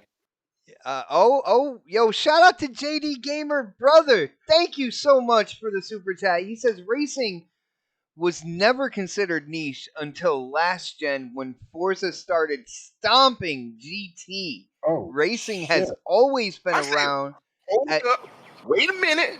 Something ain't right. Racing has always been around as the most casual of casual game type, played by all ages and used to showcase new consoles. Brother, you are spitting some very, very interesting facts. Like I agree with you, bro. Damn, JD, you got your taxes back early, didn't you? Yeah. Just FYI, Forza Motorsport had like 700 cars. Yeah, I think Gran Turismo only has like 400. 400, 300 available. 300 available in the shop, which means there's like 100 that are kind of like you either have to do challenges or stuff like that to get you over here with the DLC. Oh, DLC maybe, but no. Gran Turismo might be games as a service for them. It is. It'll be something like that with the multiplayer, and we'll see what type of. They said they'll be adding tracks like over time and stuff. So yeah, loosely, yeah. They all Yo, say that. Fahim, when it comes to the Audi, I know you rolled your hot eyes at the Audi, but I gotta say, I upgraded it. I switched out the engine and put inline 6 turbo engine in that thing. Of course, racing tires, slammed the suspension down, and that thing flies. Like, I was really impressed by the speed of it. Of course, nothing like the electric racing cars, the EVs, but dude, Quiet ass. for it being a combustible engine, that thing, I was really surprised. It's one of my favorite cars to race with now. To be really You know, it'd honest, be awesome if Microsoft decided to drop DLC for Horizon the same day that fucking Gran Turismo. Oh, drop the DLC, the expansion. Oh my goodness. Horizon 5 Hot Wheels. Wow. Doing Hot Wheels again. It's a pipe dream. Well, yeah, he'll keep claiming it. We could go 5 years from now, he'll still be like Hot Wheels. Dude, you love Hot Wheels. Don't even. No, You'll get Matchbox. That's what you'll get. Oh, Your Micro Machines. God, no. Micro Machines be interesting. No, Autobots would be awesome. You could transform your all right, car. see now we're transforming the game. Is what we're doing. Now we're transforming the game. Yeah. But guys, that I think we got everybody, right? We got everybody on fire. Try. Yes, we did. Yo, that's pretty much the show for now, guys. Yo, huge shout out to the chat. Shout out to JD Gamer. Shout out to everybody getting in on the conversations on the topics. Yo, it has been a really fun night. I had a blast doing this show. And of course, like a 40-year-old with a comb over, it is time to get those plugs in. And I am going to start with the man who told me he was going to be on the show tonight. He didn't ask, nothing like that. He's not on that level. No, he sent me a text message and told me that he was going to be on. And of course, that is Sir X-Man. You can catch him on Twitch. I'm going to let him share his Twitch site, his Twitch page, because we do go in, we play golf together, stuff. We have a lot of fun. Yo, some of the dialogue, some of the back and forth. You definitely want to tune into those streams for that. But Sir X-Man, what is going on? Let them know your Twitch. Let them know your social media, where they can go to talk games with you, man. It is always a blast. I have fun talking games. I have fun talking with just about anything with you, bro. But it's always good to have you on, man. Sir X-Man, just like it's spelled in here on the Xbox. Sir X-Man 1 on Twitch, and Sir X-Man just like here on oh my God, on Twitter. I'm just waiting. I have to say this, people forget. I'm just waiting on Shadow Warriors 3. It comes out real soon. I think next month. And I'm gonna be no life in Shadow Warriors 3. Oh, That's goodness. it. Nice. I love Shadow Warriors, dude. That's yeah, a no, great I know game. you do. I know you do. Trust me. But let's see. Next on the list, let's go to Predator. Let's see what Pred. What do you got for us, bro? Oh man, let me see. I just got them doing a video for Dark. A little fan made video for him. That's why he's been busy today. So, well,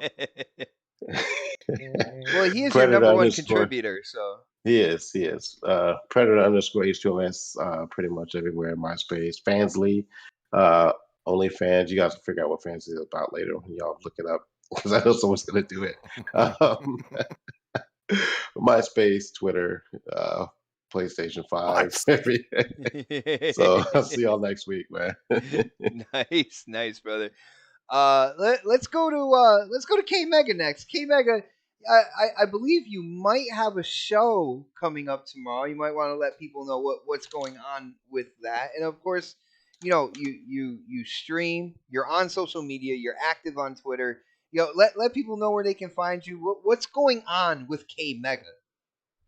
Yeah, no, I mean, here right after the show ends, I'm going to go ahead and premiere the Devin the Gamer episode 38. You know what I'm saying? We're going to sit there and we're going to do that. So if y'all want to come check that out here If y'all still want to check out some more podcasts to talk, you come and check that out on my channel, K-Mega 45. Also tomorrow, the GRG podcast will be live. This new kind of little concept thing that I've been doing with GRG has been fun, no doubt about it. So we're gonna keep it rolling. With guests, Neo Spark, a lot of first-time guests. Neo Spark gonna stop through. This name's gonna trip y'all out. Zobi70 is gonna be coming through. And then Xbox University. So yeah, man, that's gonna be very interesting, man. We're gonna have a good time with that. So a lot of different personalities on this one, man. Yeah. A lot of different personalities on this one because I kind of want to get a full gist of how people what they feel about the Sony acquisition. So and then just everything else because I want to talk about Battlefield. Because my heart is broke about Battlefield, man. I really am pissed off about the whole Battlefield situation. So but other than that, man, I hope you guys come check it out. Fight Night Sunday, we'll definitely be there. Been playing a lot of Demon Slayer, bot. Nice. The new characters. The chick cool, with the man. balls, man. The chick with the balls, though. Come on. I don't know about that. That's a different type of game. No. It's Demon Slayer. I forgot what they call those balls. Like no. I know. She is nasty. But see, that's the only problem that I have with that is that when you're playing people online, the balance there's some balancing issues because there's a couple of those characters, those demons that are weaker, and they seem like they need assist help because most people always play is with the dude with the fire hair. What is his name? The dude with the fire hair. Man, he's dead now in the show. They would play with him, and then they'll mix it up with somebody else. But that dude is OP. He should be his own. He shouldn't have to have any assists because especially when he can charge up and get to level 3, it's a nut. But anyway, I digress. That's just me for bitch about something else. So that's the character that you pick. I got you. Yeah, come check out Fight Night. No, I don't pick him. I like playing with the demons. I actually, to be honest with you. So, the one from the movie is actually pretty good, man. He's a beast. Yes. He's a beast. Yes. He's a beast. But yeah, that we'll stream Saturday. If we get off GRG in a decent enough time, man, I'll probably stream tomorrow. And yeah, it's weird seeing all this damn snow out here, man. We were supposed to get 2 to 6 inches, and we got about 3-4 feet. We got ice rain here, K-Megan. It's knocked down the trees around my apartment, dude. Yeah, we had ice too, but that was yesterday. But today it was just, I don't need no power outages tomorrow. The ice is coming here tomorrow. I don't need any power outages. My day off. You don't want that. You don't want that. But thank you guys, man. Appreciate it. Golf. Oh, I hear you. I'm down. Maybe we'll get K-Mega in there. Maybe. We get to see some Yoga Bomb. Olga Bomb, huh? Olga Bomb, yeah. Maybe. I am off tomorrow. Oh, shit. Oh. Fred, what about you, Fred? Nope. Y'all know K-Mega got golf. I told you I was done with golf, and I ain't been back since. That's sad. It's sad. Yeah, it's sad that you just leave such a great game. But let's see, Crispy had other shit to play. Other shit to know life until you beat it.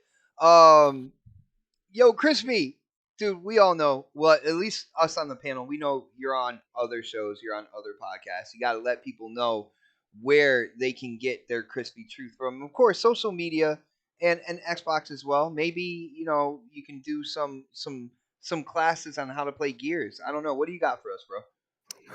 At Crispy Bomb on Twitter, Crispy Bomb 28 Xbox Live. Tomorrow morning, 10 a.m. we got Breakfast with Boom. I'm also guesting on the RGT podcast with Mr. Blick Cloud and Blaze 4K. Oh, nice. At 5 p.m. So maybe get golf in between there somewhere. Oh, when? Tomorrow. What? There's a new podcast out? No, it's RGT. Oh, okay. Oh. You never heard of it, apparently. No, I have not. There's so many podcasts out there. Just don't know. Yeah. There's man. Remember when we started? No, just you know what I mean. Like, I remember when me and Bot started. There was just a few. Yeah, but there was still like there's still like 25% of what is out now, by the way, when even I started doing it. So yeah, it's pretty wild in the past 4 years. But and then we got started to blow up. That's why it got bigger. Yeah. And then Tuesday night, 7 p.m., we have Retro Renegades. And of course, back here on the next podcast, Thursday, 8 p.m. prime time. Prime time. That is right, brother. And I want to give another shout out real quick. Yo, shout out to Fahim Scott. I guess it's your first time checking out the show or checking it out live. It is good to have you. Hopefully you've subscribed. He says I'm a funny dude. I got to shout him out for that. Thank you so much, man. I appreciate it. I would say I try, but yeah. I don't think he meant that in a funny, in a cool way though. No, That's he cool, did. though. It was definitely in a It's cool cool. way. Definitely in a cool way. Yo, shout out to you, Fahim. Hope you Hey, enjoy. you know what, Albert G? I went on the Crossfire and they acted on their best behavior. I'm ready for the funk, but you know what? It is what it is. You know what it's going to be if I ever step up in there. Hellhounds on the trail. Oh, Lord. Let's go. Yeah, I'll be on. You know what I'll I'm be on saying? Crossfire tomorrow. Let's see what they got to say. Let's see Good luck. the damage control that pops up on Crossfire tomorrow and how much I can extinguish that fire. But If yeah, they let you talk. yeah. Well, I will try. Yeah, and the funny thing is, then they try to tell me I interrupt people, and I'm like, yo, dude, that's the only way I can say anything.